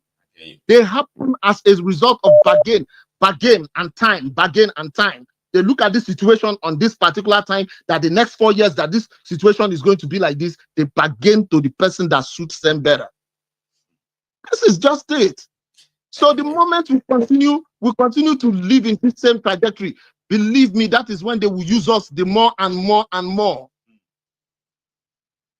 So let us not die in their fight. Thank you so much. It's been an extended call. All right. So that means you are going to be my last caller tonight, okay? All right. Have a good holiday. Have a happy holiday. I will, and you too. And all right? Enjoy the rest. Have a wonderful week, because this is the new week, though. Osita, one name. Enjoy your. All right. Good night, sir. I wish you the same. So that's Osita, ladies and gentlemen, and maybe we should have People's Parliament soon. Because what I observed is that a lot of you do not really fancy popping up on the People's Parliament on Mayegun's Diary Political. We used to have that. It used to be fun. It used to really be fun. But it seems that some of you are so afraid of that contraption these days. You do not want your face captured on Mayegun's Diary Political. I mean, I'm not that controversial, you know. But again, if you all vote for it, we can have the People's Parliament on Mayegun's Diary Political next week Sunday. How about that? Yeah, next week Sunday we can have People's Parliament, you know. Anyway, thank you so much to every one of you. Oh, look at Charm. Charm is trying to get through. I don't think we, okay. Oh, no. Our time is so far gone. Don't worry, Charm. I'll speak to you another time, okay? So this is going to be us. Thank you so much again for your time. Enjoy the rest of your evening, your night, and I am going to see you again. Until then, I'm going to try never to stop watching Mayegun. Good night.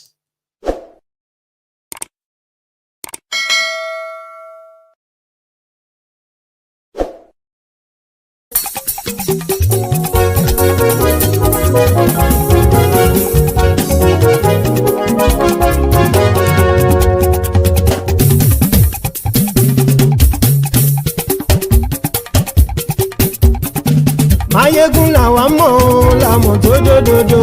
Mayegun Diary Nayibi #1. Mayegun làwa mọ̀ làmọ̀ tó dòdòdò. Mayegun Diary Nayibi #1. Mayegun ti dé o ọ̀rẹ́ ara yìí.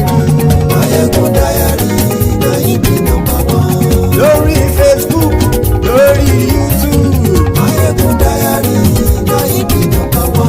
Gbogbo bó ṣe ń lọ ni Mayegun já wa sí. Mayegun Diary Nayibi #1. Àṣírí ọ̀jẹ̀lú kì í bò níbẹ̀ o. Mayegun Diary Nayibi #1. Bó bá ṣe eré àní Mayegun máa wí. Mayegun Diary Nayibi #1. Ó sì tún ṣe eré wàá gbọ́ níbẹ̀ o. Mayegun Diary Nayibi #1. Mayegun Diary Political. Mayegun Diary Nayibi #1. Godfatherism kò sí lọ́rọ̀ Mayegun. Mayegun Diary Nayibi #1. Ẹ farabalẹ̀ sẹ́ o kẹgọ́rọ̀ lẹ́nu o. Mayegun Diary Nayibi #1. Àní Mayegun làwa mọ̀ tó dòdòdò. Mayegun Diary Nayibi #1.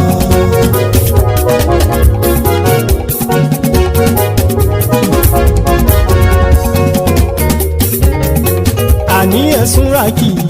Mayegun ti dé. Mayegun ti dé. Ọ̀jẹ̀lú ẹ̀sùn rákì. Mayegun ti dé. Àní ẹ̀sùn rákì. Mayegun ti dé. Lórí Facebook Máyégún ti dé. àní ẹ̀sùn làjú. Máyégún ti dé. lórí YouTube Máyégún ti dé. àní ẹ̀sùn làjú. Máyégún ti dé. bọ́ bàbá gbé wúrẹ́ Máyégún máa wí. àní ẹ̀sùn làjú. Máyégún ti dé. ijó ìgbádìyẹ Máyégún máa wí. àní ẹ̀sùn làjú. Máyégún ti dé. bí pẹ̀sìdó bá rúfin o Máyégún máa wí. àní ẹ̀sùn làjú. Máyégún ti dé. bí gómìnà kówó jẹ Máyégún máa wí. àní ẹ̀sùn làjú. Máyégún ti dé. ọlọ́pàá tí ń darí bá Máyégún máa wí. àní ẹ̀sùn làjú. Máyégún ti dé. aṣòfin tí ń rúfin o Máyégún máa wí. àní ẹ̀sùn làjú. Máyégún ti dé. òpùrọ́ olóṣèlú Máyégún máa wí. àní ẹ̀sùn làjú. Máyégún ti dé. ọ̀jẹ̀lú ẹ̀sùn ràkì Máyégún ti dé. àní ẹ̀sùn ràkì. Máyégún ti dé.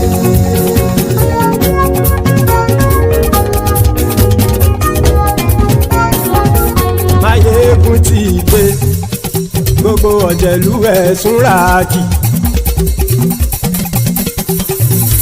Máyégún ti dé gbogbo ọ̀jẹ̀lú ẹ̀sùn ràkì. ṣùgbọ́n ní bá ti ṣe èyí tó yẹ kí wọ́n ṣe ọmọ bá dèrò ní fi wọ́n níran o. Máyégún ti dé gbogbo ọ̀jẹ̀lú ẹ̀sùn ràkì. Máyégún ti dé gbogbo ọ̀jẹ̀lú ẹ̀sùn ràkì. ṣùgbọ́n ní bá ti ṣe èyí tó yẹ kí wọ́n ṣe ọmọ bá dẹ̀rọ̀ ò ní fi wọ́n níran. wọ́n fowó bẹ́ẹ̀ o Máyégún ó sọ pé wọ́n ò bẹ́ẹ̀ wọ́n fowó bẹ́ẹ̀ Máyégún ó sọ pé wọ́n ò bẹ́ẹ̀ oníkanṣá ti ṣe èyí tó yẹ kí wọ́n ṣe fáwọn ará ìlú tó gbé wọn débẹ̀ o àyè. Máyégún ti dé gbogbo ọ̀jẹ̀lú ẹ̀sùn ràkì. Máyégún ti dé gbogbo ọ̀jẹ̀lú ẹ̀sùn ràkì. ṣùgbọ́n ní bá ti ṣe yìí tó yẹ kí wọ́n ṣe ọmọ bá dẹ̀rọ̀ ò ní fi wọ́n níran. kì máa yí ṣeré ọ̀rọ̀ yìí kì í ṣẹ̀fẹ̀. kì máa yí ṣeré ọ̀rọ̀ yìí kì í ṣẹ̀fẹ̀. ẹni bá ti lè lẹ́bọ̀ lẹ́rù o ọmọ bá dèrò kàṣà ìtú wọn síta. Máyégún ti dé gbogbo ọ̀jẹ̀lú ẹ̀sùn ràkì. Máyégún ti dé gbogbo ọ̀jẹ̀lú ẹ̀sùn ràkì. ṣùgbọ́n ní bá ti ṣe yìí tó yẹ kí wọ́n ṣe ọmọ bá dẹ̀rọ̀ ò ní fi wọ́n níran. tẹnitẹni ọmọ Máyégún ọ̀rẹ́ ara ìlú mọ̀mọ́ ni mo fọlọ́run ṣọ́ ẹ̀ bá kìlẹ́bù lóòótọ́ olódodo ìlú ọ̀tá ìlú mọ̀mọ́ ni ìwọ ṣá máa ń ṣọ́ra kò sì mọ́ bẹ̀rù bọ́tà ń lè rí bóníṣègùn lé káwọn mọ̀mọ́ fi ṣera wọn ni ó ti dẹrùn tí wọn ò gbọ́dọ̀ sì mọ́ bẹ̀. èèpo ọ̀bọ lọmọ bá dérò tàjẹ́ ò gbọ́dọ̀ jẹ́ ó ti dọba lórí abínú ẹni kò sì mọ́ bùyà àìsíwọ̀lú ní ẹnìkẹ́ ìgbódì ẹyin lábàrá o ó kó ẹni tó bá dán o àkàmù. Máyégún ti dé gbogbo ọ̀jẹ̀lú ẹ̀sùn ràkì. Máyégún ti dé gbogbo ọ̀jẹ̀lú ẹ̀sùn ràkì o ẹni bá ti ṣe yìí tó yẹ kí wọ́n ṣe ọmọ bá dèrò òní fi wọ́n níran o. Máyégún ti dé gbogbo ọ̀jẹ̀lú ẹ̀sùn ràkì. Máyégún ti dé gbogbo ọ̀jẹ̀lú ẹ̀sùn ràkì. ṣùgbọ́n ní bá ti ṣe yìí tó yẹ kí wọ́n ṣe ọmọ bá dẹ̀rọ̀ ò ní fi wọ́n níran.